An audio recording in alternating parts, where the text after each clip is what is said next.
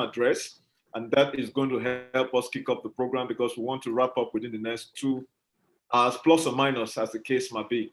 So, ladies and gentlemen, one more time, thank you so very much for joining us for RIDA 2020. And Mrs. Usoro Olauye will be coming up right now.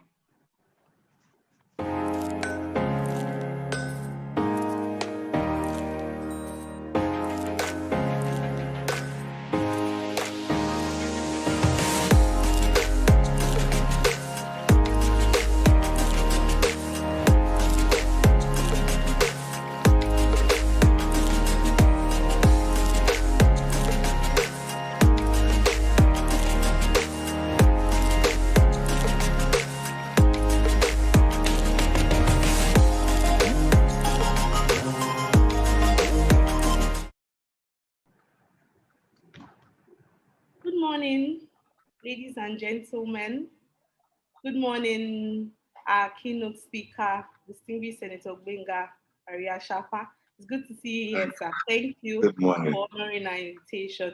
Thank you all speakers. Thank you so much. It gives me great pleasure to extend a warm welcome to all participants, all speakers, our keynote speaker, to Real Estate Discussions and Awards, REDA 2020. The digital dialogues. It offers solutions to current real estate issues, as well as celebrate excellence amongst real estate stakeholders by giving them the opportunity to gain valuable exposure and well-deserved recognition for their national and global achievements in the real estate sector. This edition has been themed the real estate markets, an overview of the current global changes, with a major focus on identifying the limitations encountered by real estate markets in the areas of global relevance and best ideas that would facilitate a higher capability to compete on the top tier real estate markets plane and transport the industry to the center of the world site. We believe that now is the time to take deliberate actions, take deliberate decisions, and enact as well as amend already existing policies that will propel the Nigerian real estate markets and make it well positioned to cater for the housing and real estate needs of the Nigerian citizens. It is hoped that the results will be to benefit participants and stakeholders represented here in the real estate sector. We're also set to use this medium to acknowledge, encourage, and celebrate excellence amongst Nigerian real estate stakeholders and leaders by giving them the opportunity to gain valuable exposure and well-deserved recognition for their national and global achievements in the real estate sector, which will be, we'll do this by the awards that will be announced during the 3-day period of this event. Furthermore, we want to take the opportunity to thank many of you that have responded to the call to speak, the keynote speaker, all the speakers, all panels, making this event one of the most prominent of its type in the last few years. In a very special manner, I would like to publicly acknowledge our sponsors, thank them and praise them, our sponsors, our partners and guest speakers for making this year's event a successful one. ThinkMeet Nigeria is a one-stop digital-inspired firm that counsels businesses and organizations on their key strategic issues, leveraging on deep industry expertise and analytical rigor to help them manage the toughest and most critical business problems ranging from sales, marketing, PR, business consultancy. I am pleased to declare the conference open. It will be our greatest wish that you enjoy this conference and take back with you the experiences, all the contacts you have made, and then have happy memories at the Real Estate Discussions and Awards 2020. Thank you very much and have a wonderful time. Thank you.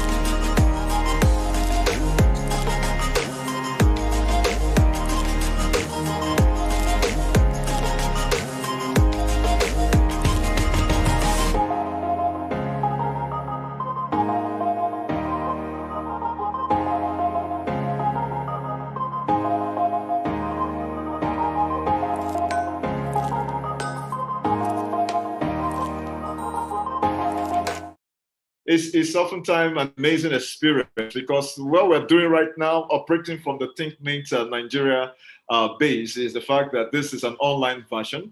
Just like I said earlier on, the coronavirus has made things so much more different.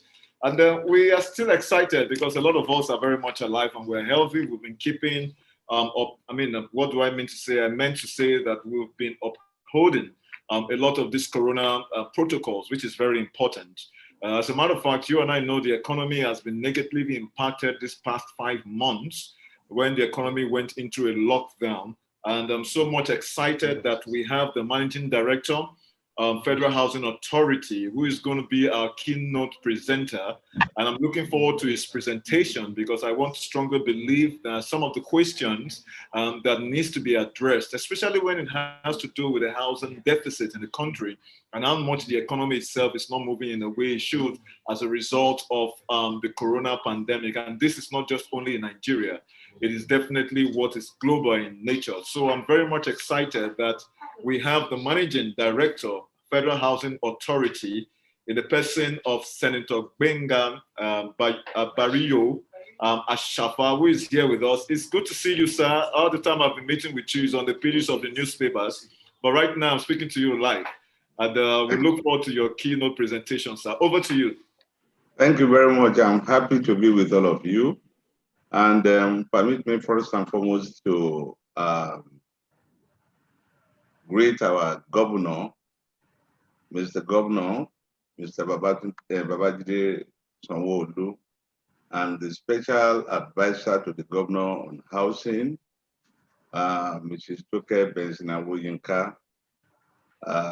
Just about a week ago, I was in Lagos, to visit Festac and some other areas, and the reception was really marvelous. I'm happy to be with you all.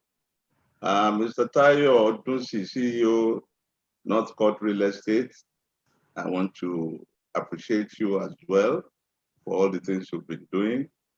And all other participants in this very, very important event. I would like to start by commending the organizers of this program, ThinkMate Nigeria and Business Day newspapers, for putting together a timely and well thought out symposium like this. Their ability to aggregate the high quality of panelists lends credence to their wide network and professional expertise. I have been saddled with the responsibility, as you know, of setting the tone for this two-day program by delivering the keynote address on the theme, the real estate market, an overview of the current global changes. As stakeholders in real estate industry, the theme of this program not only requires us to outline the changes that are taking place in our industry, it also requires us to rethink consumers in line with global realities. And I think the MC mentioned this in his opening remarks. Like every other industry, the real estate sector is grappling with the painful uncertainty in the global economy. Added to this uncertainty are other factors such as rapid technological advancements, a growing appetite for home ownership by a retiring generation of baby boomers, if you will agree with me, a sharp deviation in lifestyle and design by a maturing generation of millennials, the impact of an unseen pandemic amongst other realities and trends. I think all of us participating in this event will agree with me on all these factors that I've mentioned. Having said that, my key considerations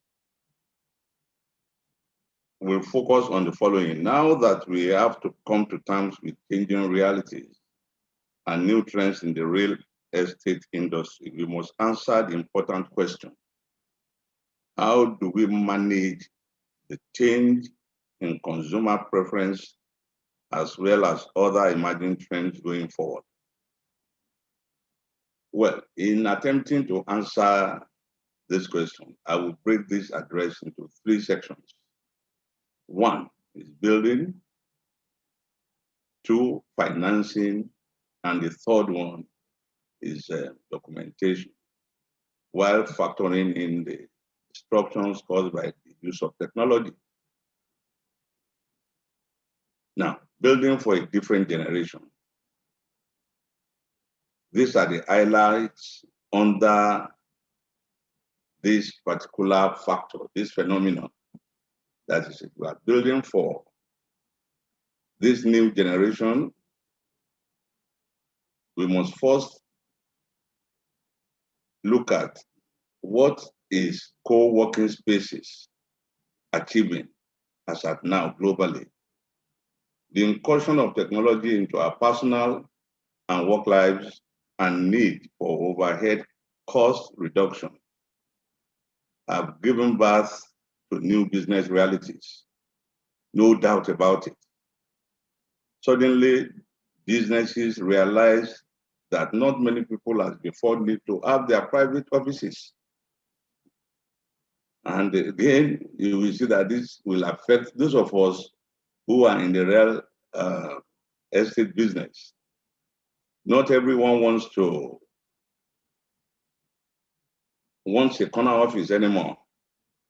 Not everyone wants their private printer, copier, and so on and so forth. Co-working, co-living, co-shared spaces, they have transformed the way we live and work. And these are realities that we must contend with. Real estate practitioners have had to adjust to this reality. No one should have property for commercial use without adequate market intelligence as to the needs of consumers. And this is where the strategies, the strategizing on what and what to do, this is where it comes in. You must first look at who are going to buy what you are offering, the consumers. In this case, it is offices, apartments, other buildings for service-oriented buildings. Now, we are unlike before. What obtained in the past where businesses took pride in owning their multi-story buildings. Small and medium enterprises nowadays are switching focus to cost-cutting measures like subscribing to co-working spaces, as I've mentioned, a smart move that keeps their staff nimble and work schedule very, very flexible. These are going on in Lagos now. At least I can tell you about the Lagos aspect of it, that most buildings are being turned into offices, and these offices are not big, elaborate offices like it used to be. They are cubicles that are measured out, one central conference table, one central workstation where you can do all your computing, and everybody is going around with his own laptop. 1-2 hours, you are done. And while you are in your car, if you have a driver, you are doing businesses, and you don't even have to go to the banks. You can transfer whatever monies you want to pay or you want to earn. It's only to go internet and all things are done. You can even work 24/7 in your own small apartment. I have had the opportunity of somebody who has a small boutique in the living room, one room as the reception. The other 2 rooms serve as where the 2 babies she has live, the kitchen and the, innovations are coming in. Innovations are coming in. And this is what you are talking about, the building for a different generation. Now, under this building for a different generation, let us look at change in structural preferences. Years ago, the older generation had the luxury of owning their own accommodation with all the space in the world. Today, the story has changed. Developers have manifested a response to the need of the younger generation, whereby they now focus more on building 1, 2, at most 3-bedroom apartments. There is a shift from building of duplexes to 1, 2 bedrooms. And that is my own findings, especially in the urban areas. Also, due to constraints of space, urban areas globally have shifted focus to building eco-friendly, horizontally oriented structures containing more apartments that can either be leased or bought off, with flexible payment plan as an added bonus. That has entered our market too. Unlike before, when it was common that you ask for 2, 3 years in advance, some people even ask for 5 years. And on the other hand, you will be thinking, okay, 5 years, as long as there is not going to be an increase, it makes sense for me to pay 5 years down the line and just enjoy those 5 years. Things are changing now with the trend of urbanization and overpopulation. There is now a preference for the type of accommodation befitting smaller family units and sole occupier types. On our own part, we are working with so many of the primary mortgage institutions to introduce what we call rent to be the owner at the end of the day.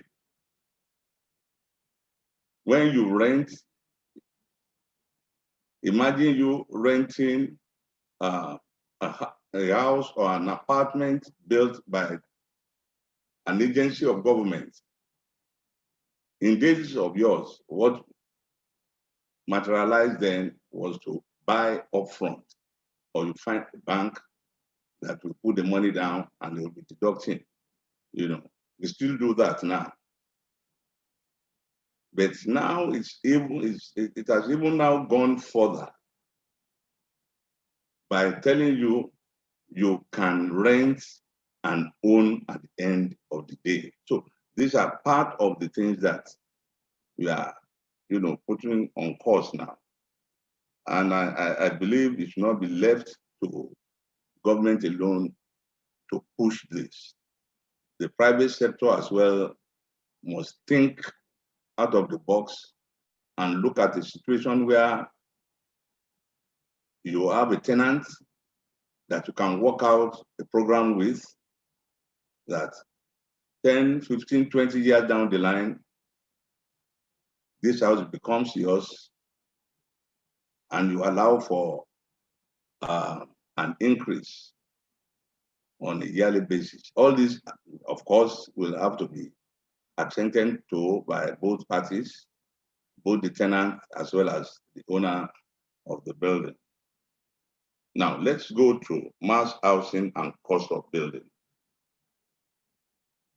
Considering the global economic challenges, developers must be open-minded enough to considering a cheaper yet safe building options. While the federal government, under the leadership of President Muhammadu Buhari, is committed to drastically reducing the housing deficit in the country, it is also conscious of ensuring that housing units that are provided are delivered at the most cost-friendly prices, so that these houses are affordable by a large demographic of Nigerians. I know everybody will be happy that I'm touching on this mass housing aspect of the topic. Nobody is saying it's going to be very easy to block that gap. Not in the next 5 years, not even in the next 7 or 10 years, but down the line, if we are able to achieve that 200,000 units in, let's say, by 2023, we've started, and that is the most important. So, mass housing, affordable housing, even up to the point of low income housing, we must all come together and face the reality that as much as we would like to even have no housing, resources have to be put in place, and that's the truth. Affordable housing, yes. How do we measure who is poor that can afford a 4.5 million 2-bedroom flat or building? How do we measure it? That is relative. Affordability might be, let us key in some of the primary mortgage institutions in a manner that repayment of whatever loan is used might be thinned out, even among the low income, to achieve what the president is laying out. And we are working on a formula on that at the Federal Housing Authority. Now, let me go to what other areas that we might be looking at. We are trying to open our platforms to the deployment of prefabrication, the hydra form system of building, or even containerized housing models. But most importantly, we are committed to bringing the unit cost of future models down. It is tedious. It's a very, very tedious job.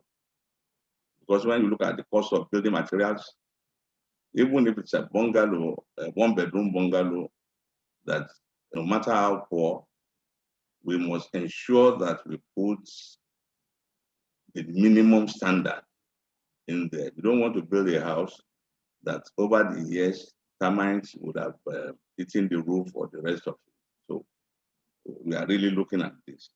Financing options for a different generation. I'm going to touch, if I have time, I will touch on popularizing mortgage options in Nigeria. You can see the trend, the way it's going. Government is helping.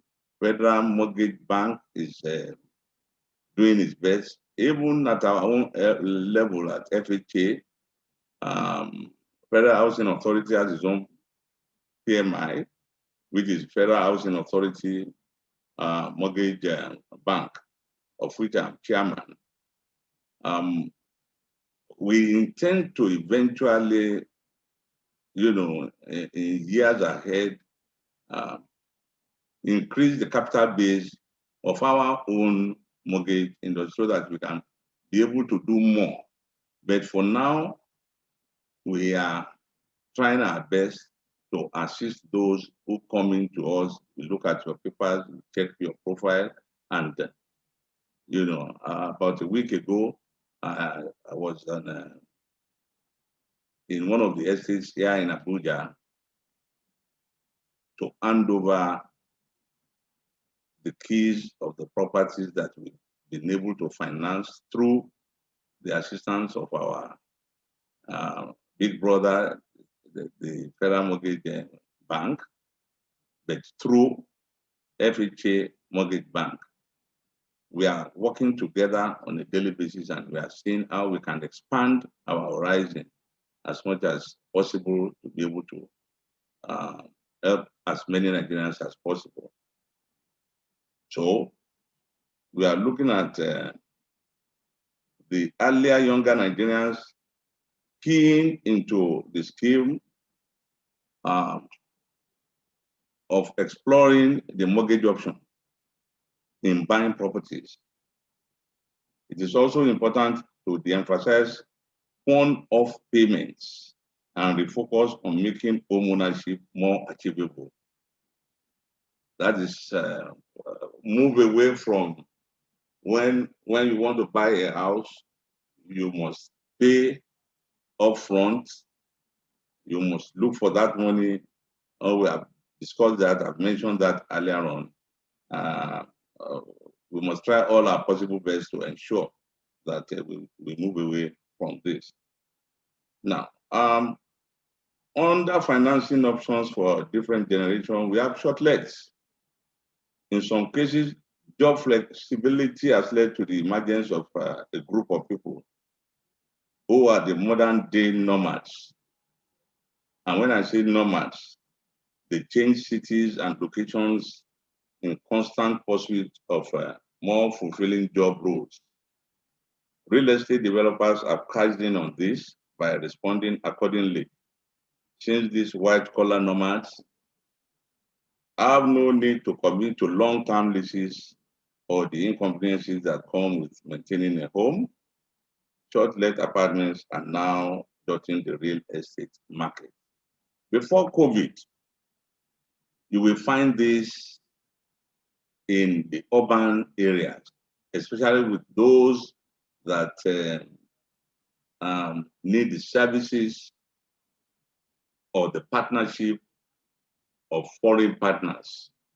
When they come in, it's usually on a short-let basis. But with COVID, the negative side of that too has come in because many of them have traveled out, shortly before the serious effect of the pandemic. And we are hoping that as you conquer the pandemic, more people will come in, and that aspect of the housing sector will thrive again.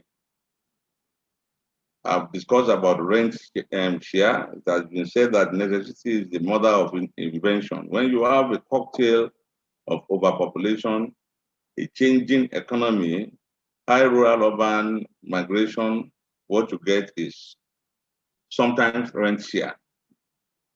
In this niche, organizations like Monster.Africa are setting the pace by actively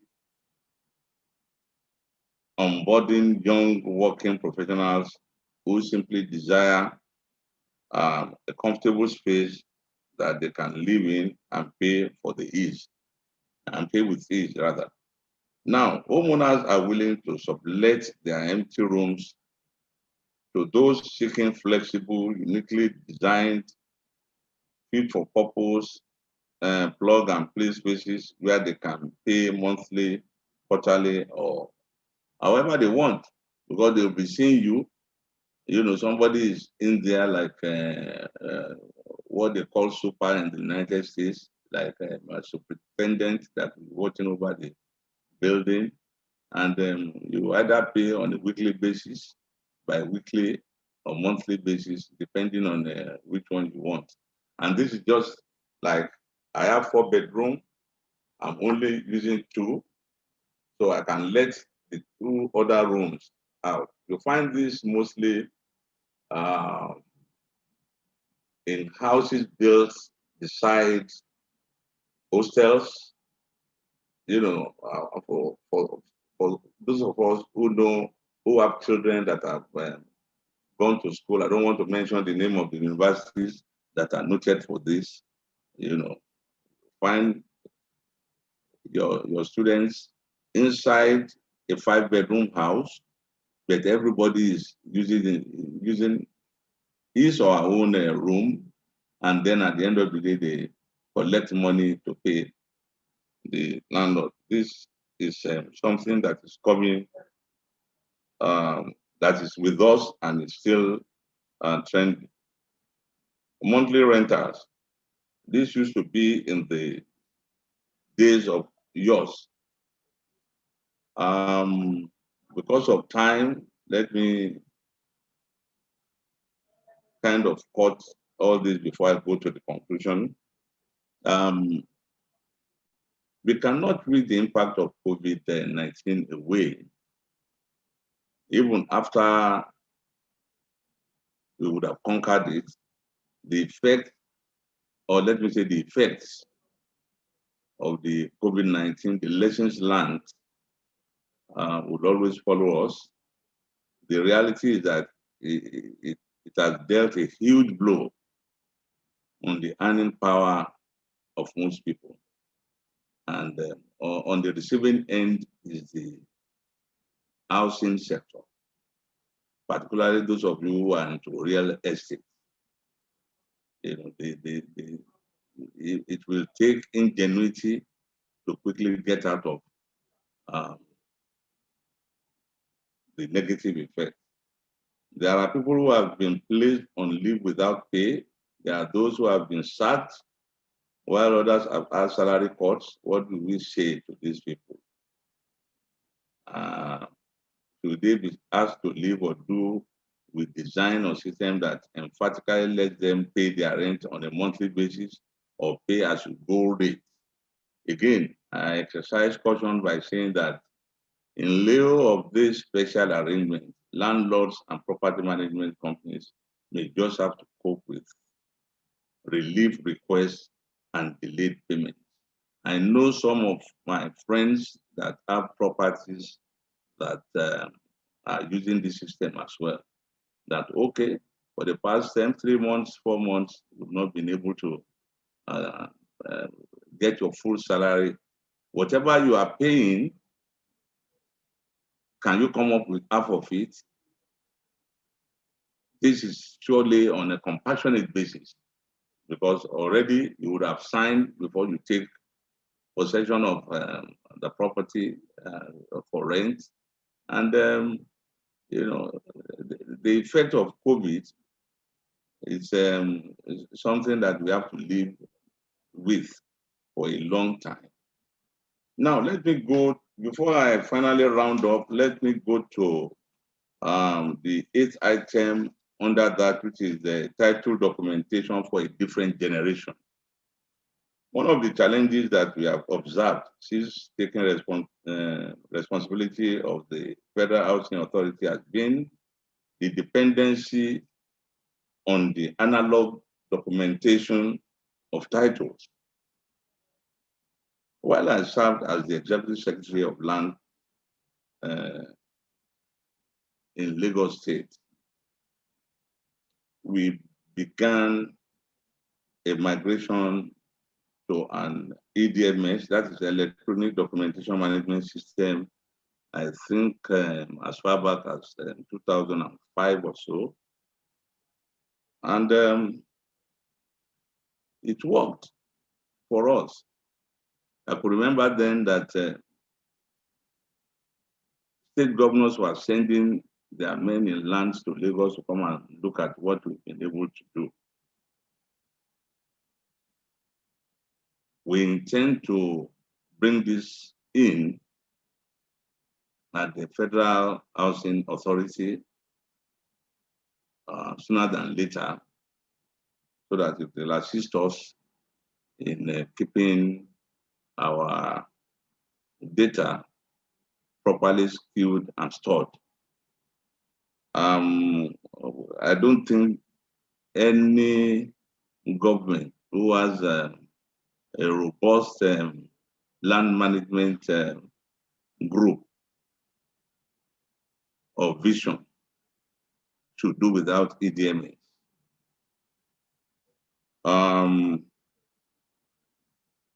Apart from the storage side of it, it made the process of title documentation and administration very simple. It makes you more accessible. And both for those who are coming in to check and for you that is working in, it's a faster system of delivering service. We are convinced that going forward, this is the minimum that must be deployed in title administration and the Federal Housing Authority as well. It will ultimately ensure transparency and accountability in the process of title documentation and help us on online real-time service delivery. These are some of the changes that stakeholders have to think and work around going forward. I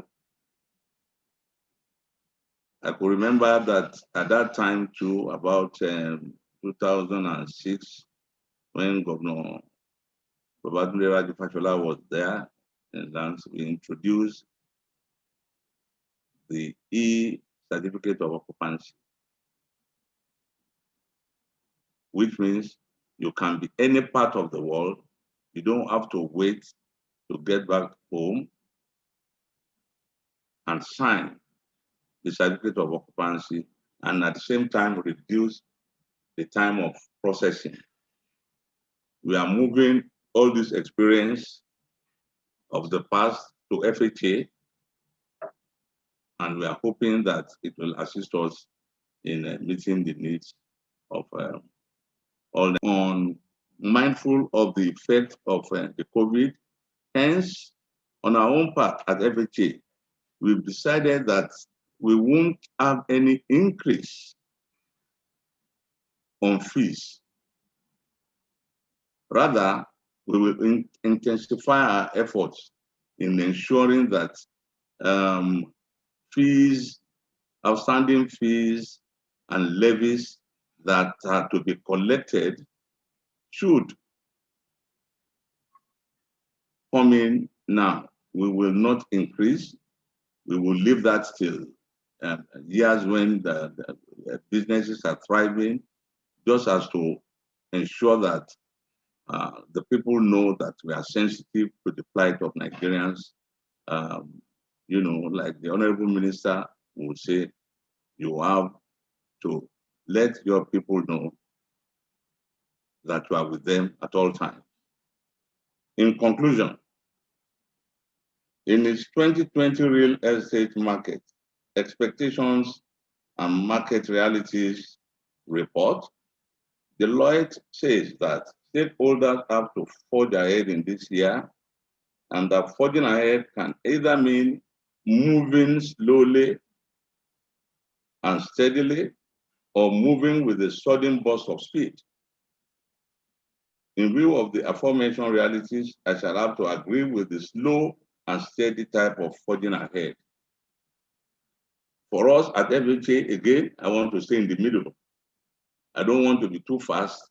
I don't want to be too slow, because a lot of people are waiting for positive changes to happen there. We have started already, and you'll be seeing all these changes. But whether to go slowly, steadily, or to move with the bank, I choose to stay in the middle in order to be extra careful.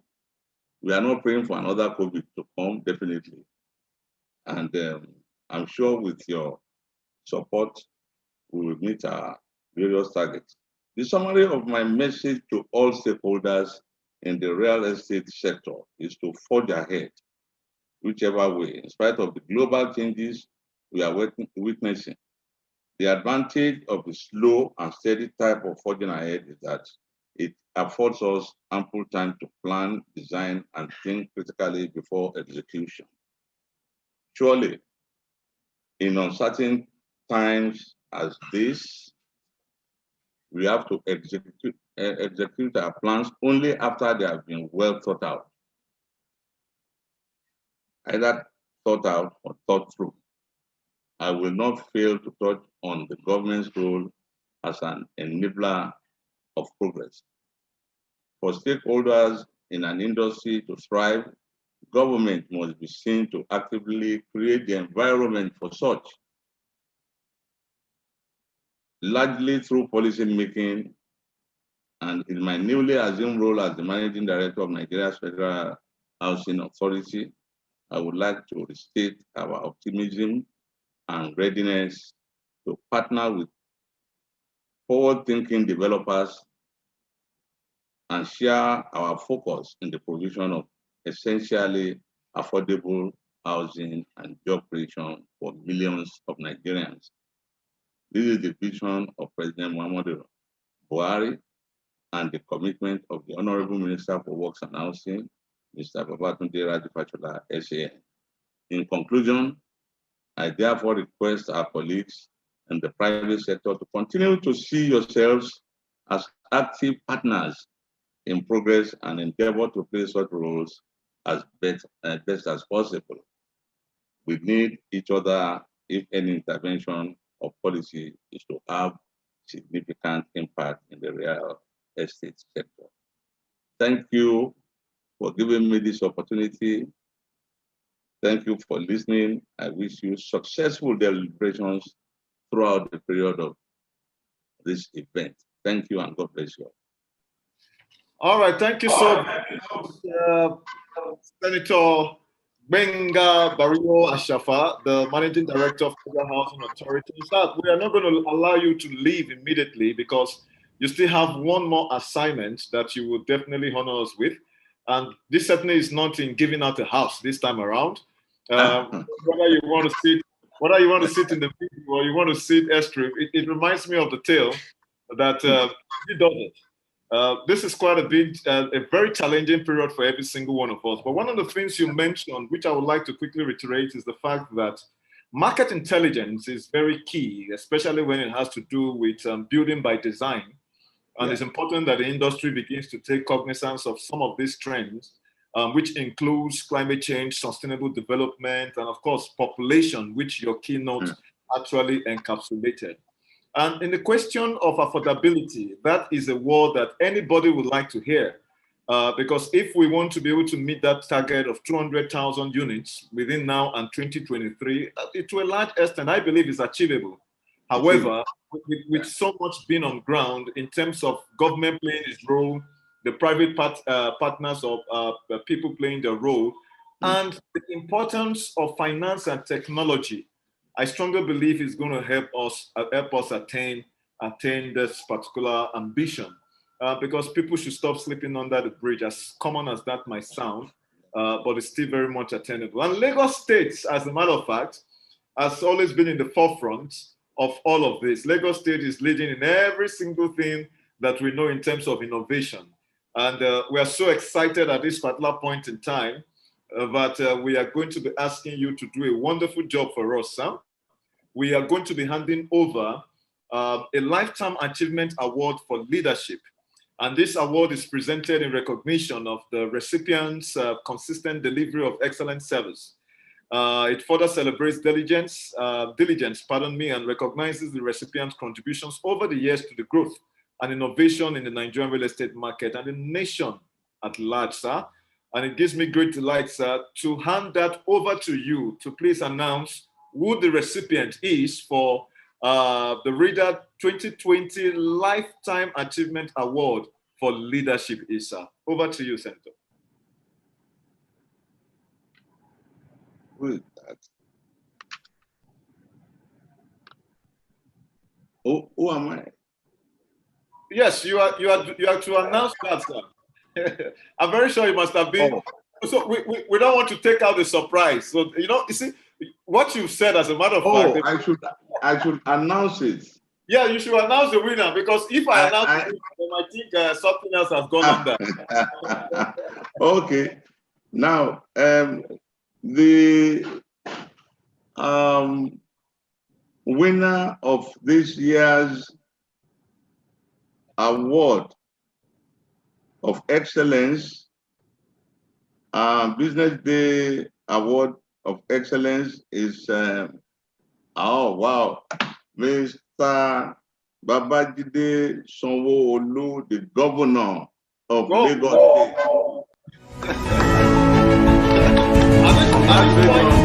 Mr. Governor, thank you very much, BD and the organizers of this event. I appreciate you all. Yes. And I hope one of these days you will come over to have a chat with us in Asokoro, where my office is, so that we can look at ways of assisting each other and then tap some of this energy that you have for me to be able to run as fast as you want. Thank you very much. Thank you very much. Thank you, everybody. Yes, what's up? This is the award. Yes. So that, let them know that it's not, it's not fake. I'm looking at, Mr. Governor, I'm looking at the award. It's a lifetime award for all the things you are doing in the housing sector and plus. Thank you very much. Thank you, sir. The award is going to be received on behalf of His Excellency, the Executive Governor of Lagos State, by Mrs. Toke Benson Awoyinka. She's the special advisor to the Executive Governor of Lagos State on housing. So she's actually watching this. So she knows that this is real. It is not the senator's name that is here. It's neither my name, sir. It's the governor's name. Yes, and congratulations, my sister Toke Benson Awoyinka. I'm very, very proud of you. Keep on trudging on. Thank you. Thank you, sir. And we're going to take you up on your commitment to say we should come over to Asokoro to meet with you. The Think Meet Nigeria team is in partnership with Business Day. And then we want to say a big thank you, because it's your leadership and the spirit you've actually displayed that has helped us to be able to be where we are, sir. And we can work together to ensure that a lot of these insights, these kinds of collaborations can be further explored, so that Think Meets Nigeria, as a matter of fact, we even do better than what they are doing right now. It's been a great pleasure, sir, having you. My name is Stephen Lawson, and please, you can very much for some time. If not, we want to say a big thank you for the keynote address. Today is my general management. But sir, you just hold on, because I still have a surprise package for you. Just you hold on. Okay. All right. Well, ladies and gentlemen, I would like to also announce that we have the Lifetime Achievement Award for Excellence. And this award is based on the recipient's exemplary performance during the course of the service. It also recognizes and celebrates a true leader who has contributed to shaping Nigeria's real estate industry. And to help me present this special award, which is the Lifetime Achievement Award for Excellence, is no other person than my Oga at the top. And that is Engineer Femi Akintude, who is the GMD CEO of Alpha Mid Group. Over to you, Engineer Akintude. Thank you very much, Stephen. It's always a pleasure having you around. I must say that this is a great honor and an assignment I would never take for granted. Senator Bariu Ashafa is somebody that is well known in the real estate industry. He has impacted the real estate industry in so many ways, and he continues to do so. As a developer, and also as an investor, we see his footprint everywhere we go. It has impacted many people, many effort. So I will quickly, if you give me 2 minutes, I know you are already to go somewhere, but you are not somebody that we should give an award by just mentioning your name. I will quickly say a few things about you that most Nigerians might not have paid attention to, and why you truly deserve this award today. So permit me to say that Senator Bariu Ashafa is a man of many parts. And I must say that he's a coat of many colors. He is well-read. He studied for his for his bachelor's degree and master's degree in the United States of America. Very vast in science, technology, and the real estate industry. He was born into business, actually. His parents, both the mother and the father, were merchants. And he has lived on with all the virtues they've endowed in him. Senator Ashafa is a very dutiful and diligent public servant and administrator. He served as a director of planning, local government in Lagos State, executive secretary, Lagos Land Use Allocation Board, and also as a permanent secretary, Lagos State Land Bureau. That's where most of us got to know him first. And he went on to serve the nation at the national level. And I must say that from what we've learned of him, he's a true nationalist. He's a man who believes in Nigeria as a project. He's a lover of people. He's a lover of the youth. We acknowledge and associate you with great things you are doing for the youths. Gbenga Ashafa Trust Endowment, which has been set up over 8 years ago, training the youths in entrepreneurship skills and development, is well acknowledged and well recognized. He's a two-time senator of the Federal Republic of Nigeria. He has served in various committees: environment and ecology, federal character, land transport, lands, housing, and urban development. We really, really appreciate everything you've done in all these areas to create the right enabling environment for us as business people to thrive in what we do and what we know how to do best, which is real estate development and investment. Senator Ashafa has done well in politics, he's done well in business, and he has done well in the service to the nation. He is a loving father and a very committed husband to his wife of 41 years, wow. Mrs. Folashade Omobola Ashafa.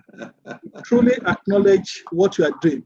Wow. When we say an all-rounder success man, you are truly one of those. The youth of this nation look up to you. The business people look up to you. The politicians look up to you. A very engaging and very highly networked politician. Recently, you were announced as the Managing Director and Chief Executive of the Federal Housing Authority of Nigeria, a position we know that you will continue to do everything that you've been doing before to take Nigeria forward, especially in the real estate space. Developers, investors, both foreign and local, are looking up to you for this achievement. It gives me great honor, ladies and gentlemen, on this platform today to introduce to you the man who deserves this honor, who deserves this opportunity, and who deserves everything that is being given to him today, Senator Gbenga Bariu Ashafa, as the Lifetime Achievement for Excellence Award winner by REDA.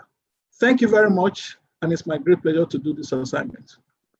Thank you, thank you, thank you, thank you very, very much. I am humbled. I am very, very humbled. And this is a big surprise. And I promise I will never disappoint this nation. I will never disappoint you guys. Thank you. God bless you all. Thank you. Senator, before you take off, I wanted to put you on the spot so that you think that nothing was happening. But here you are. This is live and direct, sir. This award. Don't worry. You are coming to Asokoro. You are coming to meet me in my office. Congratulations, sir. This is a lifetime. Thank you very, very much, Mr. Femi Akintunde. Thank you. You're welcome. I really, really appreciate you guys. Thank you very much. Sir, these awards don't come. These awards don't come under the carpet. They are based on merit.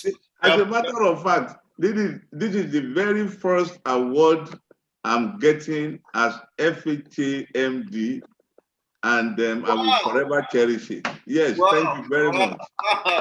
Wow. It's the first award, the first recognition. Thank you very much. This is amazing. Thank you. We are very honored at Think Meet and Business Day to actually be the numero uno, especially in your own task. And then we're going to be more than honored to be working with you for the foreseeable future to see exactly how we can deliver our promises to this country and to Nigerians themselves. Congratulations, Senator, for this wonderful award. And this is the Lifetime Achievement Award for Excellent Service, sir. Congratulations one more time. I'm not taking this home, sir. This is your property. We'll get to that. All right, thank you so very much. I would like to invite Mrs. Jumoke Adio-Moses, the Secretary to the Special Advisor, to please just give an acceptance speech on behalf of the rep who is receiving on behalf of the Executive Governor of Lagos State. She gives that acknowledgement and acceptance speech. Over to you, Jumoke.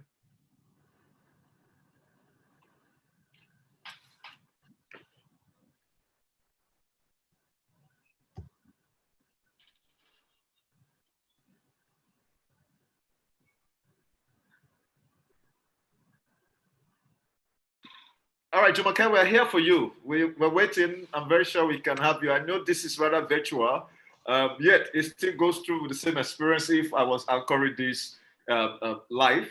And I want to say a big thank you to you. Okay. Hello, good afternoon. Good afternoon. Hello, good afternoon. Can I be heard?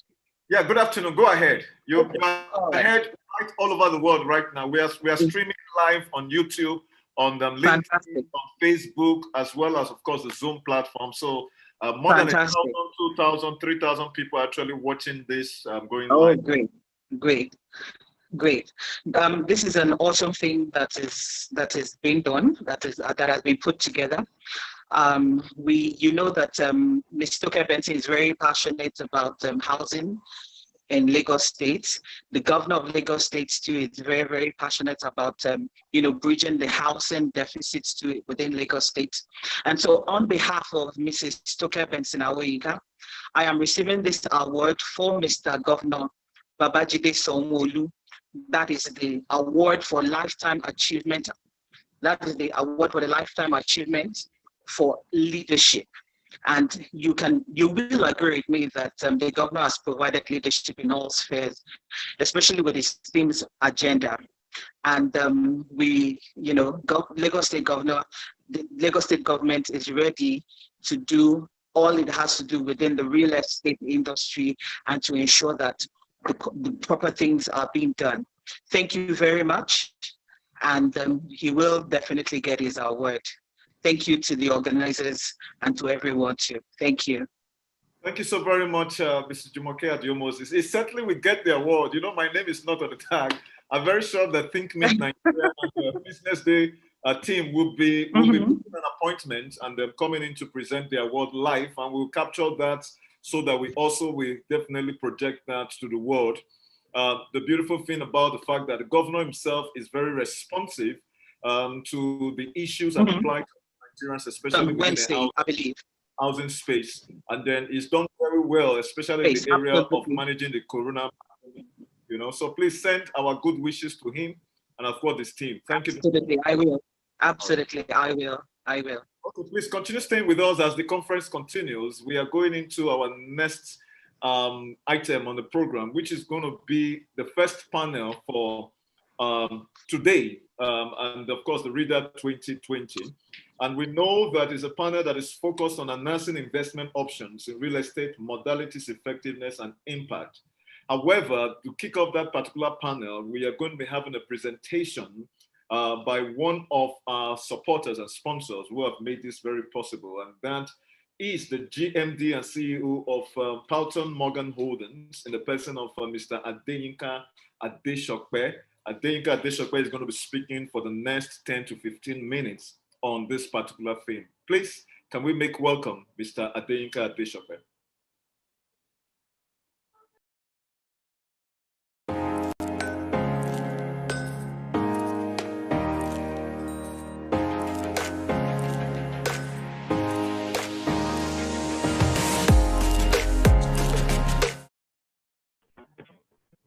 I hope everybody can hear me. Yes, we can hear you, sir. We can hear you. Good. Listening to the presentation by Ashafa, Mr. Ashafa, I would say that there's no better time for our industry to move forward, but now. Having him at the helm of affairs, having Governor Babajide Sanwo-Olu also in Lagos State, I think this is just the time for our industry.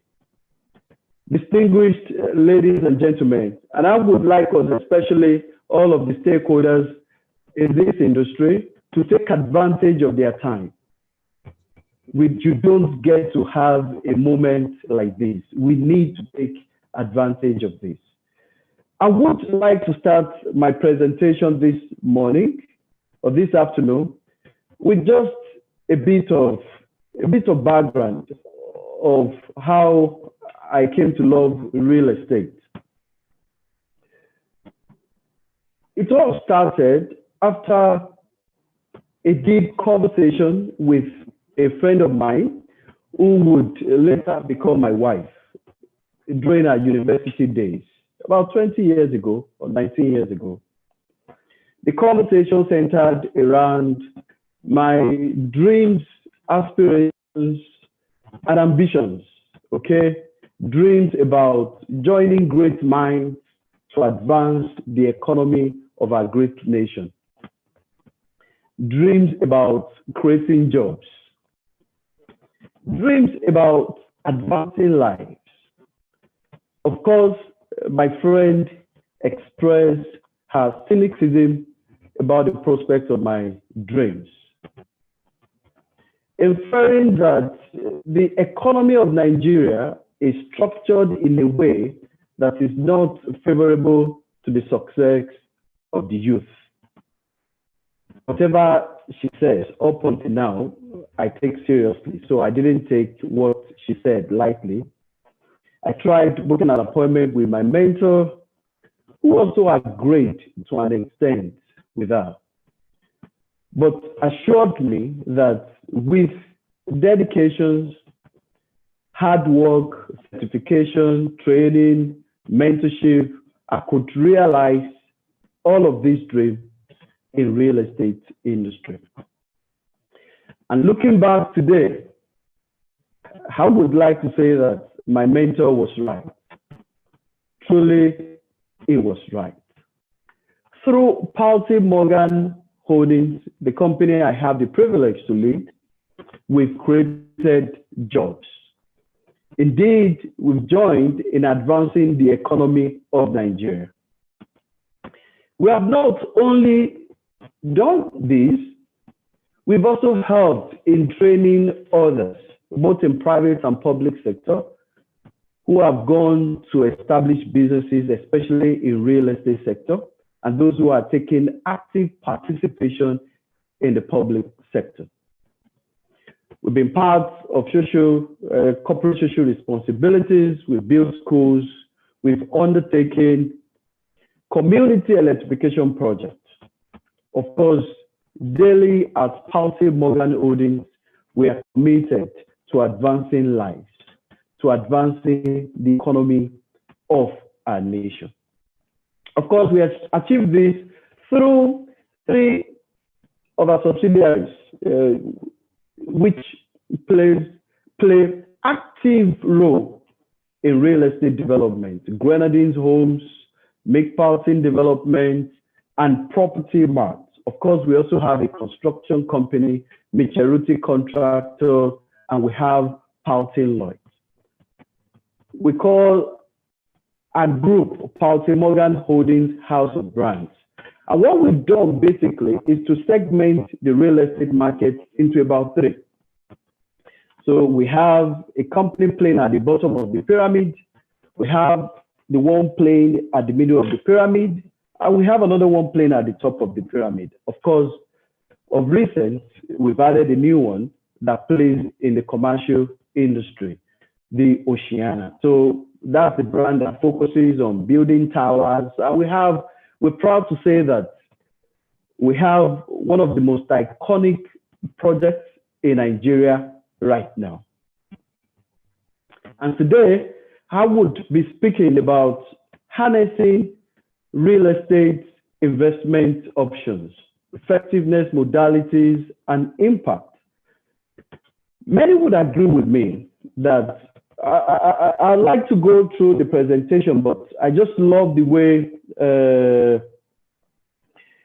Senator Ashafa went about his presentation. So I would like to speak from my heart. It is difficult to talk about real estate industry without just to talk about the economy of Nigeria. Like the common, a simple scriptural quote says, if the foundation be destroyed, what can the righteous do? Real estate sector is a subset of the whole Nigerian economy. That means any impact on the economy of Nigeria has a direct effect on our sector. In 2016, we all can recall the economy of our nation went into recession. And it has been slow recovery ever since 2017, 2018, and 2019.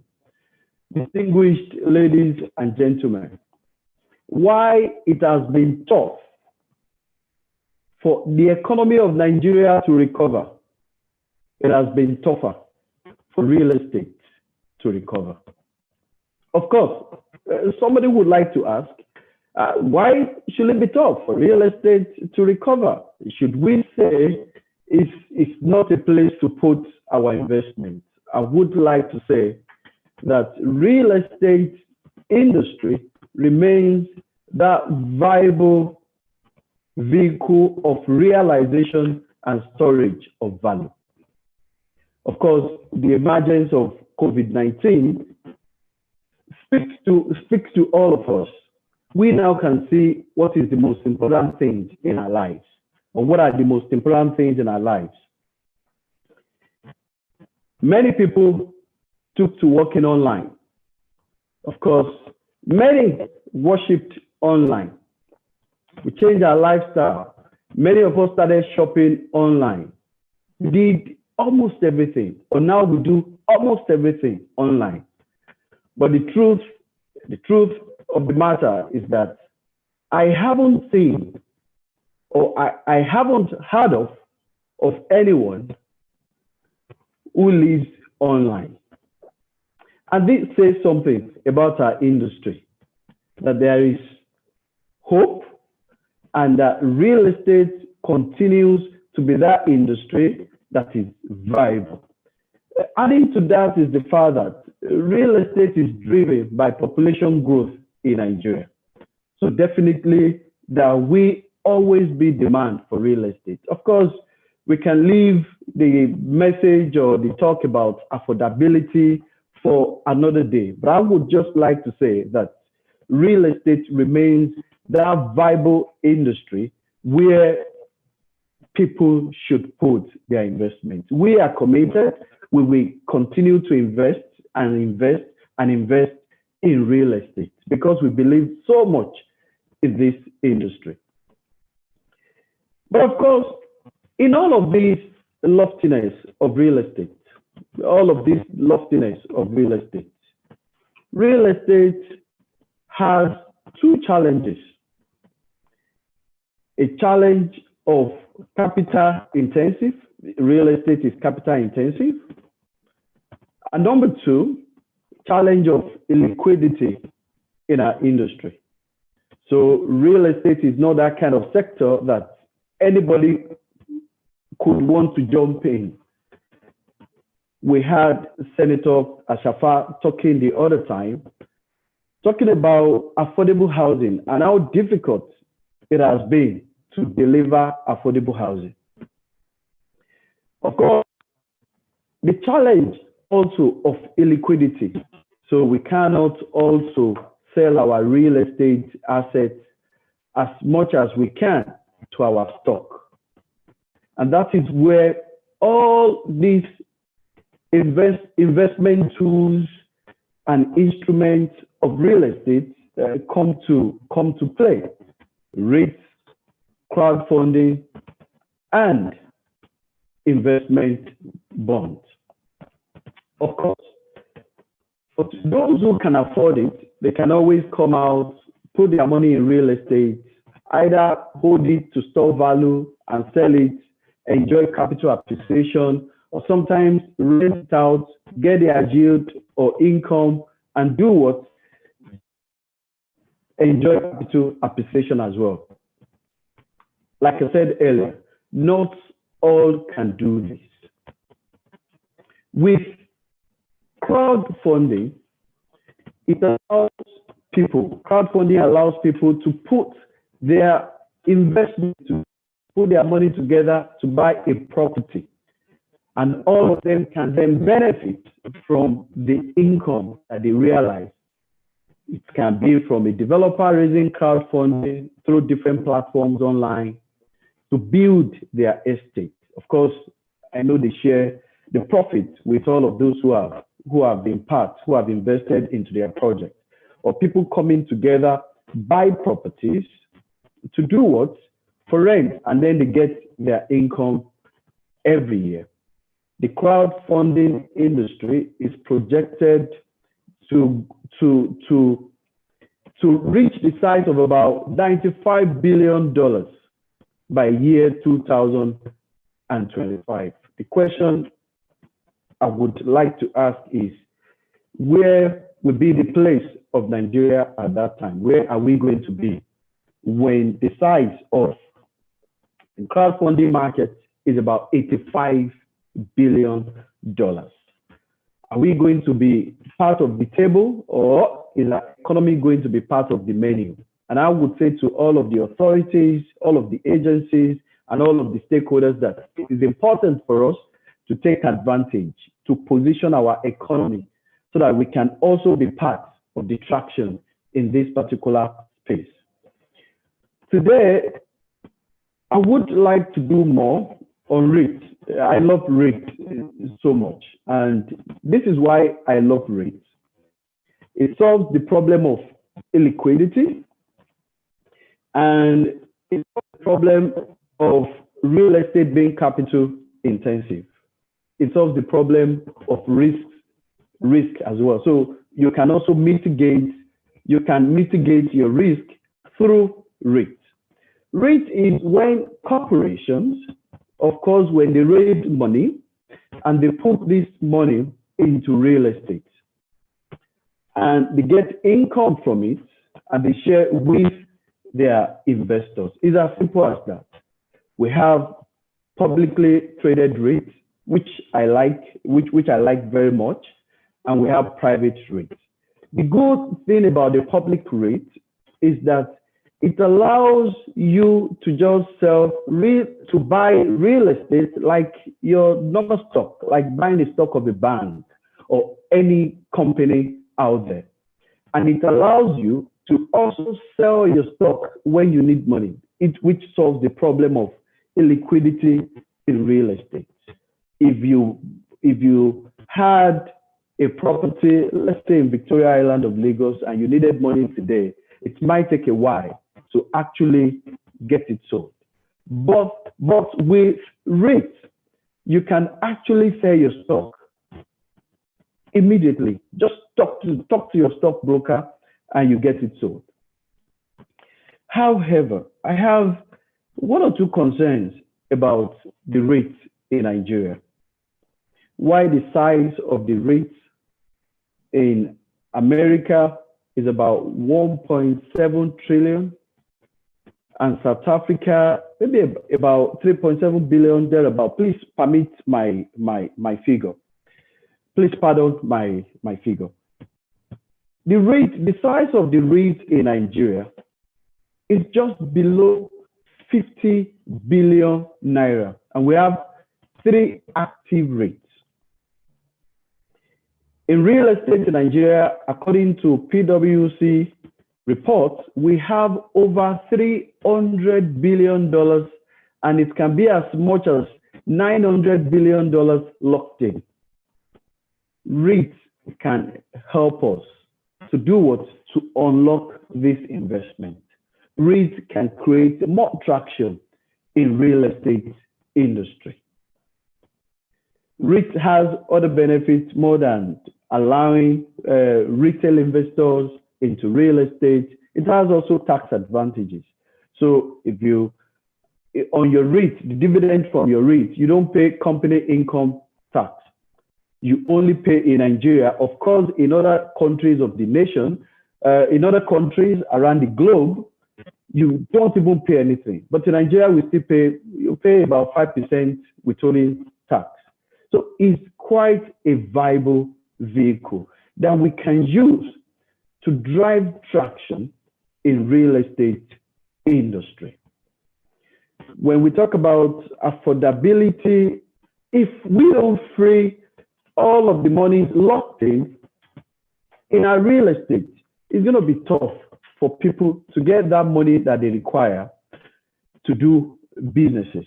So I would like to just round off my talk today on REITs, investment in real estate, and so on and so forth. I would like to round off with what I call the message of responsibility. And I summed it up in 3 R's. The first R, talking to all of the all of the real estate players, all of the stakeholders in real estate industry, from the developers to real estate to investors in real estate, in the real estate sector.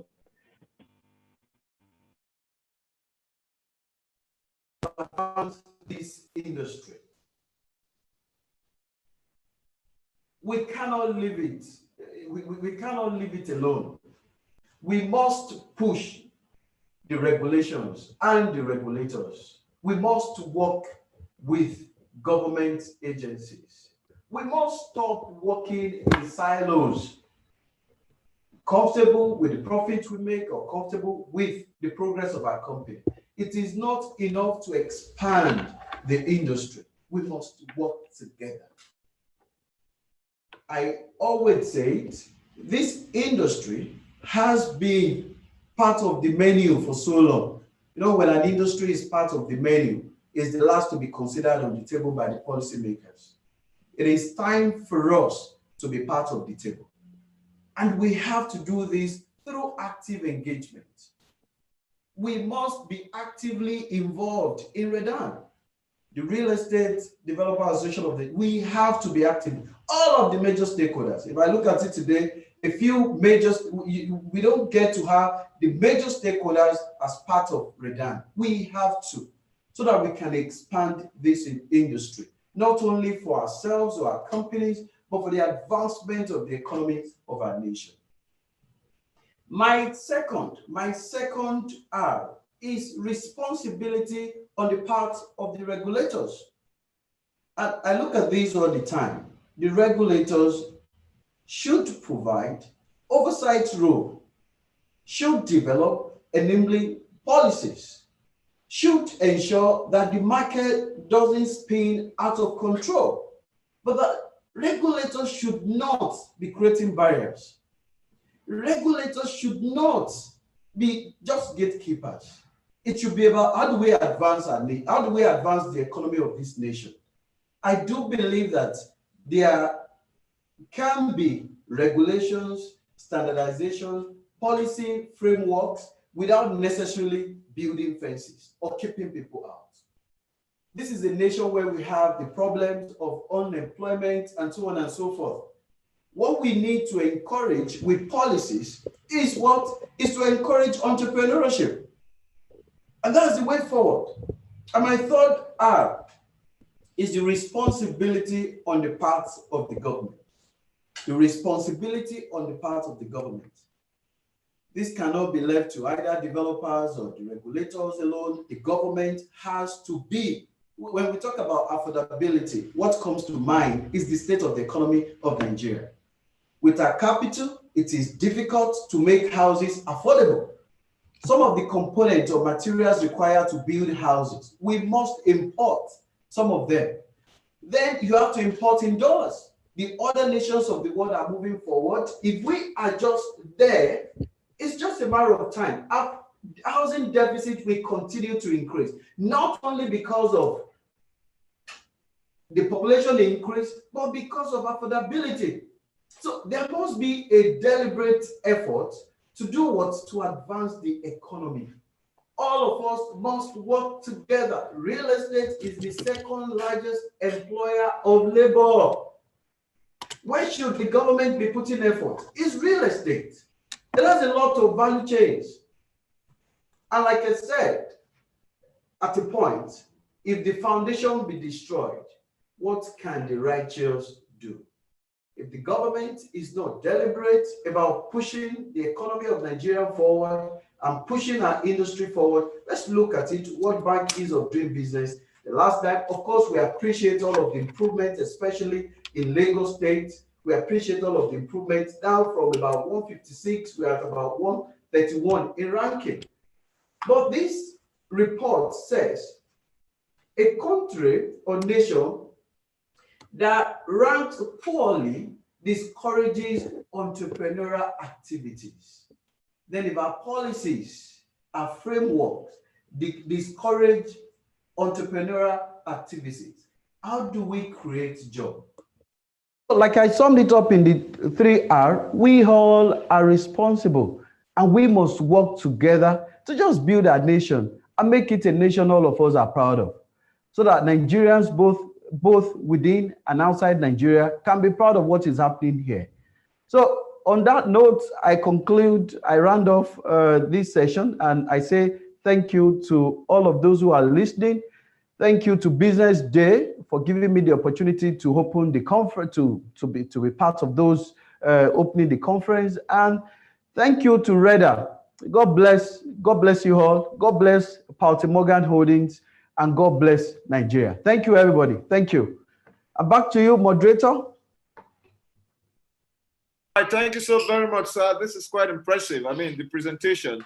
One of the things I wasn't too sure about is you said that real estate is the second largest employer of labor. That should be after agriculture. I'm not too sure about that, but I mean, we get to learn every day. And then, of course, you're coming from a very informed background. That itself is important. But in the back end here at the office, we were also talking about the fact that you're right to say that an ancient lifelong document actually mentioned that without righteousness, if the foundation is eroded, what can the righteous do? As a matter of fact, if real estate doesn't have a strong foundation, the Nigerian economy cannot stand on its feet. So at this point in time, we are going to be deliberating and expanding on this conversation. And I want to say a big thank you, Mr. Adeyinka Adeshokwe, the GMD CEO of Paulte Morgan Holdings, one of our sponsors. Your support has made this particular event very, very successful. Ladies and gentlemen, the moderator for this panel session is a man that I'm very much proud to be associated with. I was anchored in some other event where he himself was both a speaker and definitely have done so very well in this regard. And I know that he's going to handle this beat for the next 45 minutes, more or less, as the case is. However, the panelists for this panel session are as follows. Mr. Gbadebo Adejana, the MD CEO of Realty Point Limited. It's good to see you, Gbadebo. I know that we've had a lot of history and experience, even from the time when you started off, and I'm glad that your business is growing. And certainly, Mr. Adeyinka Adeshokwe, one of our sponsors, will be on this panel to also expand on this presentation. And certainly, Mr. Mohammed Azaria, MD CEO of Range Developments, is also here. And we're glad to see your perspective, especially with so much of what you've been doing in your own client. And certainly, Mr. Tubosun Falowo, I hope I got that right, the COO Greenwich Trust, will certainly be joining us. Is definitely going to be coming from that area where we're going to be looking at a lot in terms of REITs, foundations, and the rest of all of those conversations.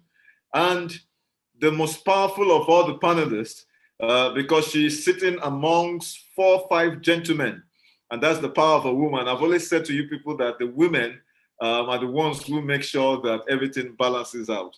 And that is Mobola Akingbe.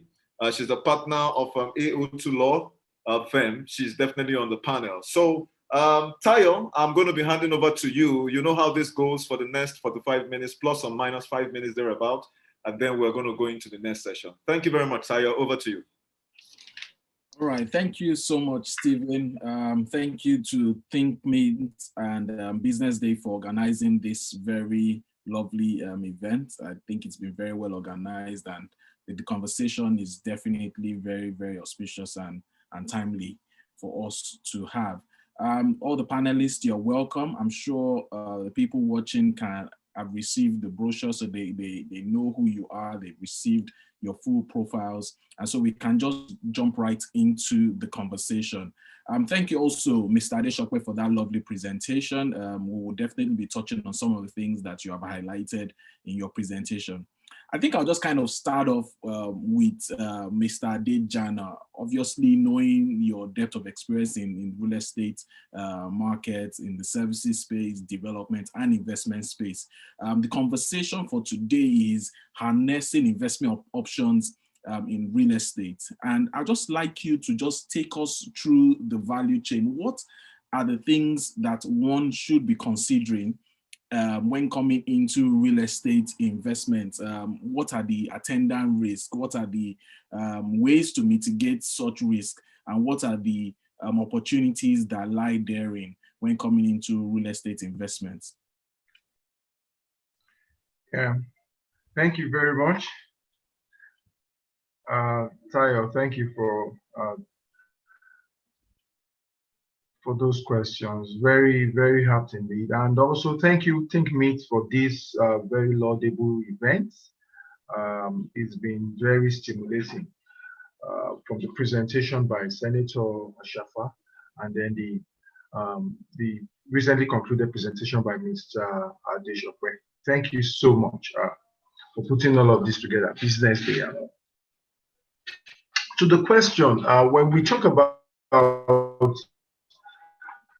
the various real estate investment opportunities and then the risk and mitigants, I think to really say that what should one consider when investing in real estate, my broad categories will be three. One, liquidity, which is very, very important. It's very key also because even going by what Mr. Adeshokwe mentioned, the very nature of highly liquid, okay?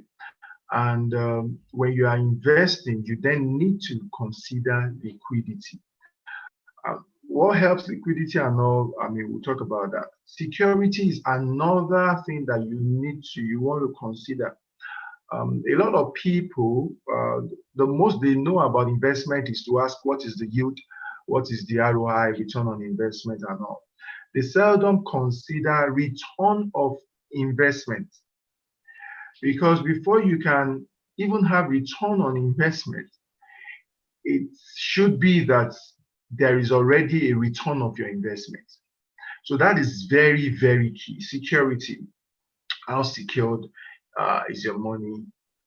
What's the certainty of income? Okay.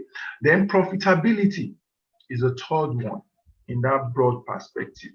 And when we talk about profitability, that's when the issue of return on investment comes in, yield, you know, the growth rates, appreciation, capital appreciation in the case of real estate. So these are the broad categories or considerations that you want to look into when investing. And it is also from all of these that the risk and the mitigations would emanate. For example, major risk of liquidity.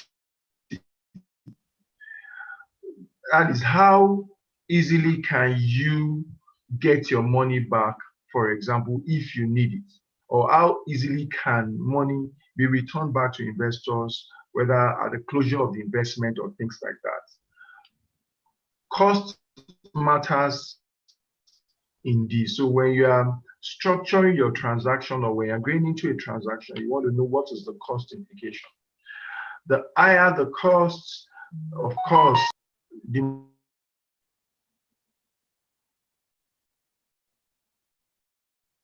want to fractionalize you want to unitize, and that's why unitization is a very good way of, solving that liquidity problem. Mr. Adesope alluded to the beauty of REITs, in helping to downplay on the challenge of illiquidity in the real estate space. The size of it also matters. So your share per unit, for example, because that will then enable more people to be able to come in, and that helps liquidity. So it also helps the marketability. How divisible, okay, is what it is that you are offering, or that you are going into, or structuring. How divisible? And we can see people trying to mitigate this risk by what is in the offering. Lately, so a lot of fractional investments are now becoming more and more popular. Albeit some have questions of regulation or structure being properly structured, but largely in response to the economy, in response to the market, there's a lot of fractional investments, crowdfunding, going on as a result of being able to attend or tackle the issue of liquidity. Also, there is the market risk. And when you come to market risk, basically you are talking about maybe like COVID happened, for example. That in itself wasn't a financial or an economic challenge at first, but then it has morphed into that. Economic challenge one way or the other. Yes, in a unique nature, fine, but it is a challenge. So market risk occurs. One of the ways you want to mitigate that is diversification. Diversification within the market and outside of the market. Mr. Adesope said something regarding their structure, as in at this company, which is very, very good, and is a way that a lot of people look at to mitigate market risk. So they have they play in the three tiers of the market: low, bottom of the pyramid, the middle, and then the high end. And then they're also trying to do commercial and residential. That's it. So diversification is important in addressing market risk.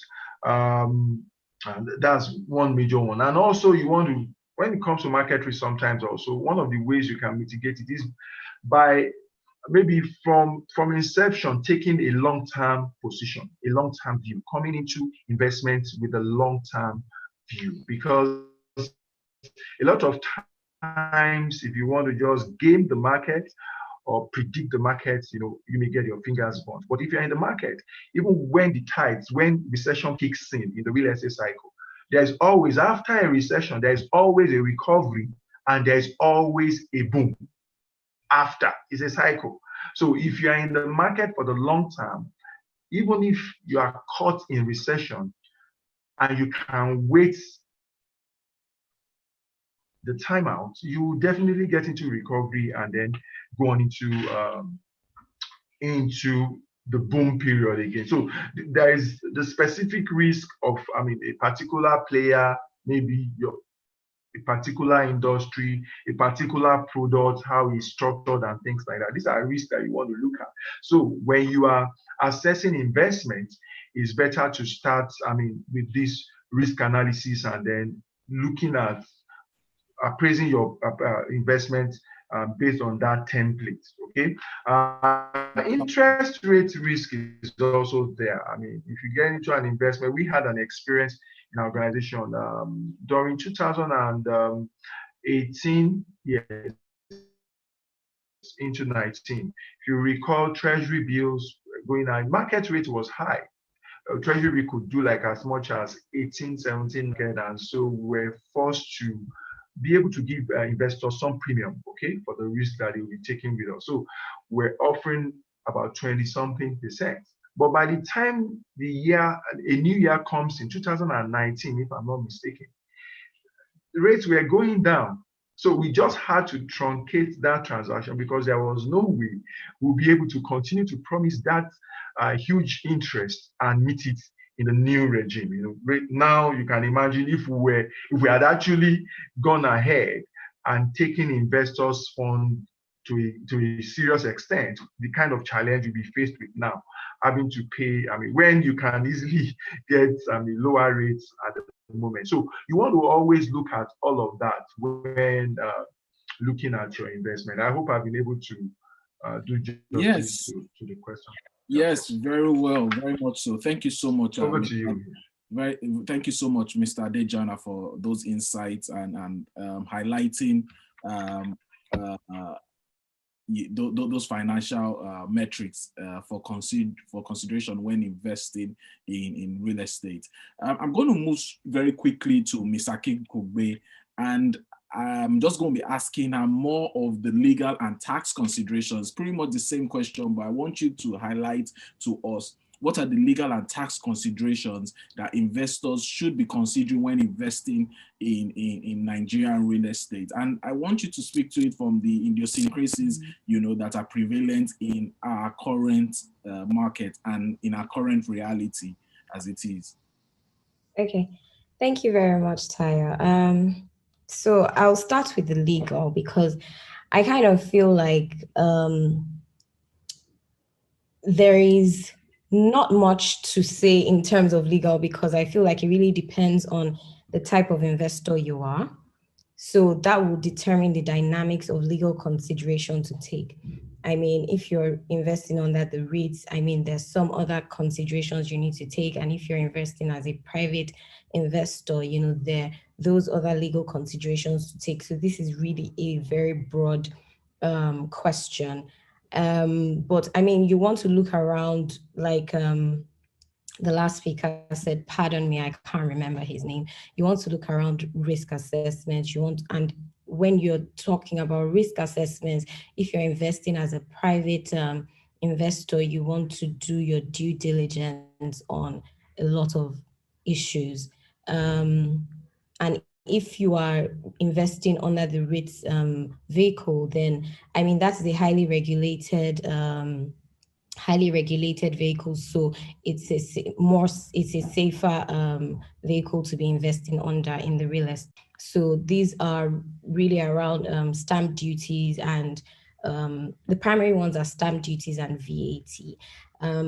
Going on to the income tax, we know that we get income primarily on real estate from rent. So I'll be looking at, taxes on rental income. Some people argue that sale is an income under real estate. Personally, I don't agree because I feel like an outright sale would fall under transactions taxes. So income tax rent is the primary income under income taxing, and I think for that it's really the tax applicable under that one will be the withholding tax.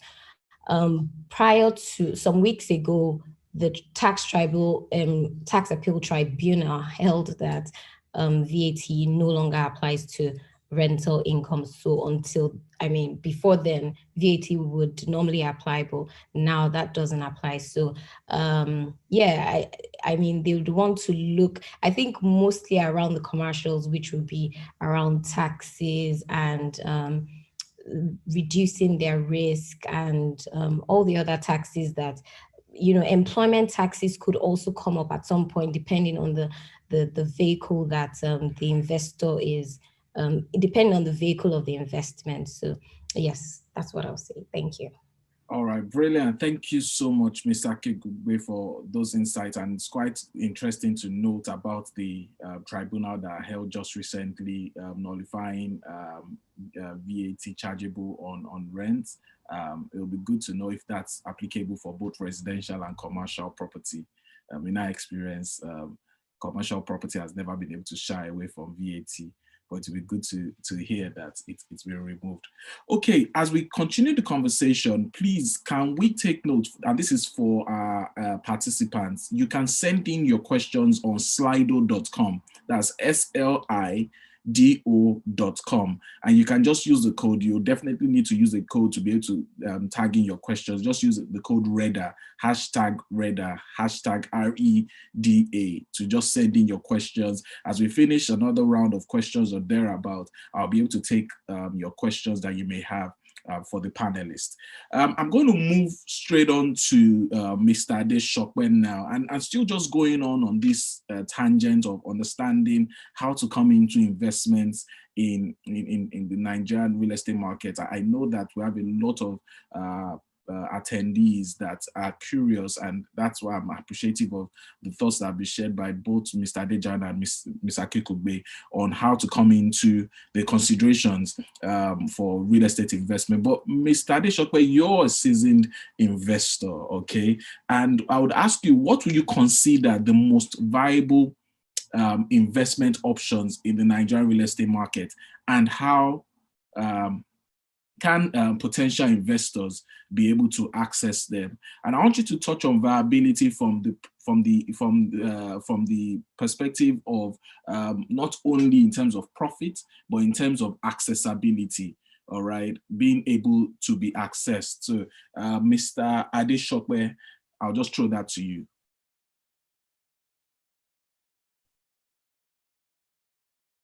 I think you're muted, sir. Hello? Can you hear me? Yes, we can hear you now. Good.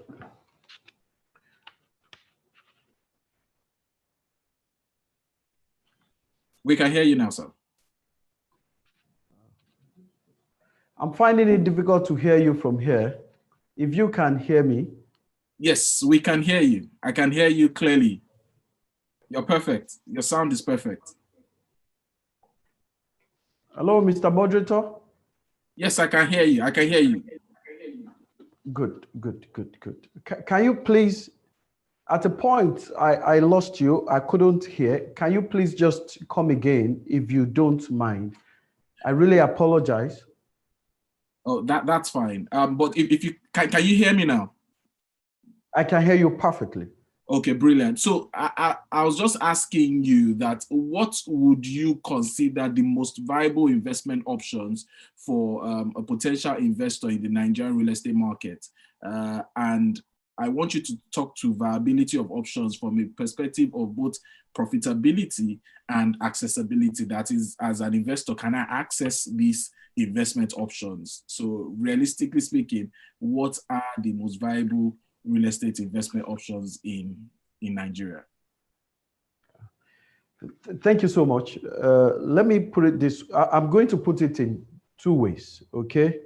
So one for really sophisticated investors and one for average investor in real estate. So taking it this way, I mentioned earlier on that my preference, if you really want to mitigate risk, is rates, because it's well regulated and is publicly traded. I'm not talking about private REIT. I'm talking about publicly traded REIT. Why do I just favor REIT? Okay, why do I favor REIT? I favor REIT for the fact that it solves the problem of illiquidity that we have in real estate. Okay, you can buy and then do what? And then sell at any time. There's this ease of conversion to capital. You can take your money out at any time you want. Your money is not locked in. So, and secondly, it allows for retail investors. So, with whatever amount of money you have, you don't have to save up to, well, even $1 million. You don't have to. You can buy, it allows for retail investors. And like I said, it's well regulated. So you know that, however, there are things to look at even when you are investing into REIT. You have to look at the underlying assets. I would say that assets concentrated with maybe real estate with residential is, to me, is more favorable. From the emergence of COVID-19, we can see how things are changing in the commercial space, hotel, offices, but residential, we cannot just walk away from it. Looking at the other side, and when you're investing in REIT, I think I also prefer publicly traded REITs to private REITs.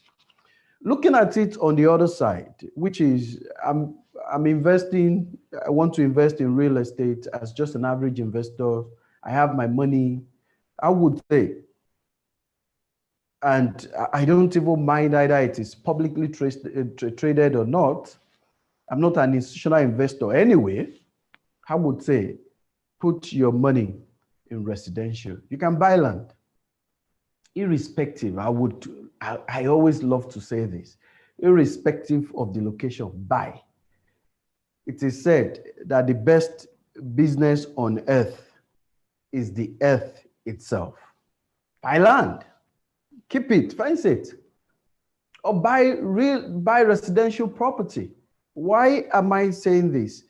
This residential aspect of real estate is going to be driven by the population growth, and you cannot get it wrong.